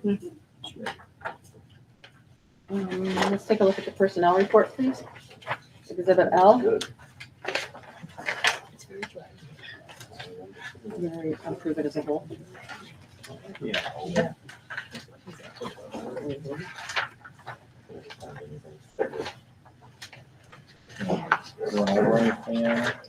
Are there any questions? On the personnel report, Exhibit L. Bus driver. Bus driver. Bus driver. Yeah. Happy about that. That's nice to see. All right. And he was the first to come up through the program, be hired on, do the CDL training under our watch, and now has the certification to be a bus driver. So Yeah, that's awesome. kudos to our principals for, as soon as an application pops for any of these positions, they, by the time I can see it and say, maybe check this out, they're like, we've already called and scheduled an interview, which is amazing how you're always on top of that. You'll see one coming through next month. We do have actually two coming through. I don't know if you noticed, but Natalie Molidor is about to have a baby. She was here this evening, so there'll be a change in position to cover that maternity leave. And then Rochelle and Jeff just found someone to cover another parental leave that's coming up soon too. So on top of everything we do to keep these buildings running beautifully, the kids cared for, they're always looking for staff. So great job to you guys. So no further questions. I'd be looking for an approval of the hires that are listed. I'll make a motion. Second. Motion by Rogers, second by Andy. Please pull the board. Mr. Smith? Yes. Mr. Martin? Yes. Mr. Dabrowski? Yes. Mrs. O'Grady? Yes. Mr. Bryant? Yes. Mr. Galena? Yes. Mr. Hutchinson? Yes. Okay, motion passes. Thank you. The next document I bring to the board's consideration is Exhibit M. So I want to tell you the story of how this came to be. If you can look down into your agenda, you'll see FOIA requests. Yes. So LCFT Local 504 asked us for our special education workload plan, which should have been drafted and board approved by the end of the 2010 school year, and it was not. So we needed to rapidly put together something that could be both in compliance and also now be accountable to this FOIA. So what you see in Exhibit M is Lynn and me and Christy putting together in terms of researching best practice around special education workload. And what this basically boils down to is when you think about students with our most complex needs, sometimes one doesn't equal one. So when you think about, for example, a class list in a general education classroom, that's not always 1 equals 1 either. But we typically do, this is the total students enrolled in a grade level, this many teachers, this is the head count per classroom. The cause behind the required action for consideration in the 9-10 school year was, yes, that kind of sort of works when we're talking about special educators, but lots of times the complexity of those students' needs actually requires far more time and attention than a typically progressing peer. So that was kind of the call to action to figure out the difference and delineate the difference between caseload or number of students whose IEPs I serve and workload. How much time does it take to do the work for IEP entitled students, knowing that that's not always the same answer. So what you can see outlined here is basically the scope of a special ed workload plan, which is Exhibit M. Attachment A is the school code behind this, which called for the action in 9-10. Attachment B then is what Lynn and, well, mostly Lynn, put together for us to be in compliance to represent our current status. This has not been reviewed by our staff because we needed to get in compliance on it. So what I'm asking for is the board approval of Exhibit M, knowing that once that's approved, we can release this FOIA, be in compliance with the law, with a commitment that attachment B, which is the actual math behind the workload for our kids in our district, we would bring forward for discussion with our special education department.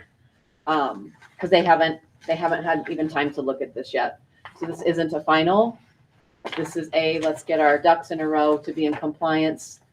Let's get a working document that then we have something to talk about with our special education teachers and our related service providers to make sure that the next time you see this document, it tells the story of our district. But I would ask for board approval of this document as is, because the timeline on that was the end of the 9-10 school year. Based on what you know here, is it going to require any staffing changes? That depends on year to year because of who the students are. For like immediately. Well, immediately I already have staffing changes because we have a classroom we haven't been able to staff all year. And so effective in January, we'll have 2 students that will not be in attendance with us because the complexity of their needs far outweighs what our staff can handle. So I can put together, Lynn and I can put together, the principals and all of us can put together what this should look like. Doesn't mean I can fill it. In the here and now, I would refer you to the narrative at the back of this document where Lynn built out by student head count in the time that this is being written and considered the story of our students right now. And we're covered currently the way it's written. For Yep. The population we're serving. Yeah. Correct. Okay. Even if we wanted to change staffing now, there's no way we could. We can't find anybody. Okay, I'm trying to understand. So you will see this again after we've had time as a learning community to dig into it together. We just needed to get our ducks in a row. And for that, I guess I'm thankful for a FOIA for the first time in recorded history. All right, so any other questions on this? If not, I'll be looking for a motion to approve it as presented. I'll make a motion. A motion by Jen. A second by Andy. Please poll the board. Mrs. O'Grady? Yes. Mr. Martin? Yes. Mr. Dabrowski? Yes. Mr. Smith? Yes. Mr. Bryant? Yes. Mr. Galena? Yes. Mr. Hutchinson? Yes. Okay, motion passes. Thanks. Just wanted to make sure that the board had a copy of the e-learning plan, severe weather emergency days. This was approved by the board as was required by the regional office last December. I think it's going to be timely for us quite soon. Fortunately, our last day of student attendance is tomorrow. We still have our facilities crew on site, business office on site. So if the weather that's coming changes anything in our rotation, I'll always let you know that. This is currently what's posted, so I wanted the board to make sure you had a chance to read through it and let me know if there were any recommendations for change. It does not require another approval. No current questions? No? No. Okay. Last on the agenda then is policy. Those of you who attended the session with IASB for policy training, I told you I would try the new cover processes for this. I didn't do the artifact page or the second cover sheet because there wasn't really a ton of required data to substantiate. These are more organizational procedures, so I didn't feel the need to go back and look at all the processes, procedures, and data behind it. So basically, in using this new tool, I can tell you that we are in good standing for everything except policy 4140, which we're going to have to take some look at. It's a brand new one, but let's go through them real quick. I did the annotations at the top of each policy as has been past practice. So 120 needed to be updated because it still listed us as members of CEDAL in the current posting. So that would shift that to our membership in the Exceptional Learners Collaborative. So that would be the change in that policy. So that one was not a press recommendation. That was us going through the policy audit and just kind of finding that hole. Starting at policy 220, these are part of the 5-year review process in press. So powers and duties of the school board are listed here. Mr. Galini, you might want to look at those. I guess it's too late now, but Yeah. anyway. So that's updated just in 5-year review, nothing substantive there in 220. 230 is about school district elections and specifically the canvas and when seating happens. No changes there, and frankly, nothing in our control on that one. 250 is the board member term. Again, that's set by the clerk's office, and that was based on a 5-year review. 100 is board member conflict of interest, again, updated in the 5-year review. I didn't see anything substantive of change in there. 105 is the ethics and gift ban. Again, no huge changes there. Changes in the footnotes was the only thing there, and we ripped those footnotes out for the posting anyway. 210 is the organizational school board meeting post-election. 250 is access to public records and the fact that we need to have a FOIA officer. So Christy, thank you for doing that for us. She has completed the training and has a shiny certificate in case you want to see it. 2265 is the sexual harassment and grievance procedure, and this overlaps with all the other ones around sexual harassment and grievance. So it asks for the grievance coordinator, it asks for all, basically when you boil down one of these, you see them all because there's Title IX grievance for the board, for staff, for students. So they all complement each other. The change in this is changes we've made in the other versions related to dating violence, domestic violence, and stalking. So in the final version, we'll have all those names and information included. And then 4140 is operational services. So this one is updated in response to school code that requires our schools to waive fees for select students, including, so those would be students identified free and reduced lunch or direct cert, including their school fees, any fines, and any damages to school property, including technology. So what I noted in the cover sheet was that this is one that we're going to have to look at because when we set fees, which will happen later in the spring, we'll have to review that fee charge process, especially important as or if we add technology equipment fees to our plans. So we have to be careful in our language around that. I have reached out to legal on that, and they have affirmed that it would be unwise to charge direct cert or free reduced lunch entitled students to charge them fees for damaged technology. So I'm not ready to bring back a proposal to that yet. I'd like to have some conversation with the principals and our tech coordinators around how that would even look for us, knowing that our students do have one-to-one access to Chromebooks.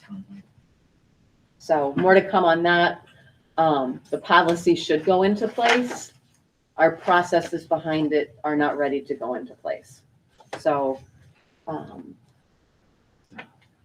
we can put the policy through, or we can hold on the second read of the policy and pair it with the fee process, which would be my recommendation. That makes sense to me. Yep.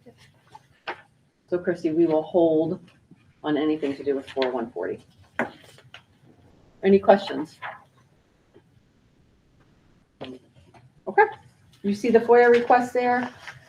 We just put a couple discussion items on since last we met. There was the joint conference and a training from IASB. You know, we've been talking for a while, so if you don't wish to share learnings, I understand that. If you had any revolutionary learnings you'd like to share either from the board session or from the conference. The board floor is session was yours. all policy, so you know, that was exciting.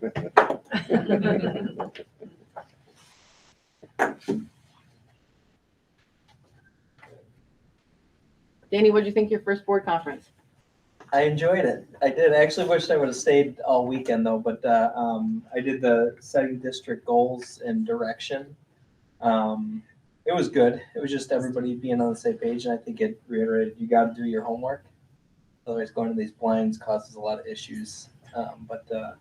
No, I'm excited to be part of this, and even like the board thing we were at with the policy and everything. Obviously, it was a little over my head to start, no, I'm excited to be here and everything, and it was very informative. Jen, I know you went to a fabulous session. I did. It was amazing. Unfortunate that more board members didn't attend that one. Women in We heard it was leadership. recorded. Well, Heather was a rock star. Like, I wish you could have heard the comments around me. Like, who is this lady? She's awesome. No, it was great. And then I went to another session. She paid you to go, didn't she? I did beg to go because it was so loud. Like, it was booked. I couldn't get in, so she got me in. Thank you.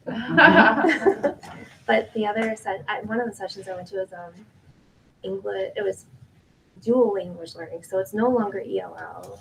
It's dual language. That was fascinating for me, just as a teacher, but just to know that it's more challenging for teachers right now because with English language learning, there was an established language. So if a student grew up in a Spanish-speaking home, that was their strong language, and now kids are being brought up with learning two languages simultaneously, and that's really hard.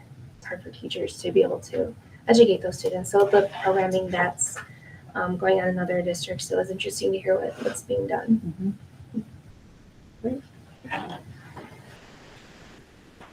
For me, I spent my time in finance classes, basics of school finance for expenditures and revenue. Very. Mary's all excited. Yeah. Given what the topics are these days here, so I figured, well, I'm just going to bore myself for a few hours with those. It wasn't boring. There was a lot of fun stuff in there. From there, I ran to what's that? Rethinking School Violence. So it's always on it was a new. I don't know if anyone saw that, but it was new listed on there, and I'm like, well, it's a perfect timeline for me. That one was a little bit different. That was a little bit more about connecting with students and teachers. As opposed to what we do, or not we, but what is typically done now in the school to prison pipeline, as opposed to a student has an issue, you call the police. Now that student's removed, as opposed to out of school suspensions. They're talking about, well, why don't you have them join a club again to try and get them to connect with the school, the teachers. And everybody. So I thought that was a really interesting one. There's more to it. They talked about one of the things that they used was a report that the Secret Service did. I haven't read it yet, but I have it. So I'm getting there. I had to find that and print it. So something that the Secret Service talked about back in 2004, as opposed to what we're doing now, making the connections with students would make a difference. After that, I went to Kernel to Coin. So you got a school that is making popcorn. What they're doing is they took their STEM class and included art in it. And they call it STEAM. And the students actually grow the corn, till the fields. They do everything. They created the artwork on here.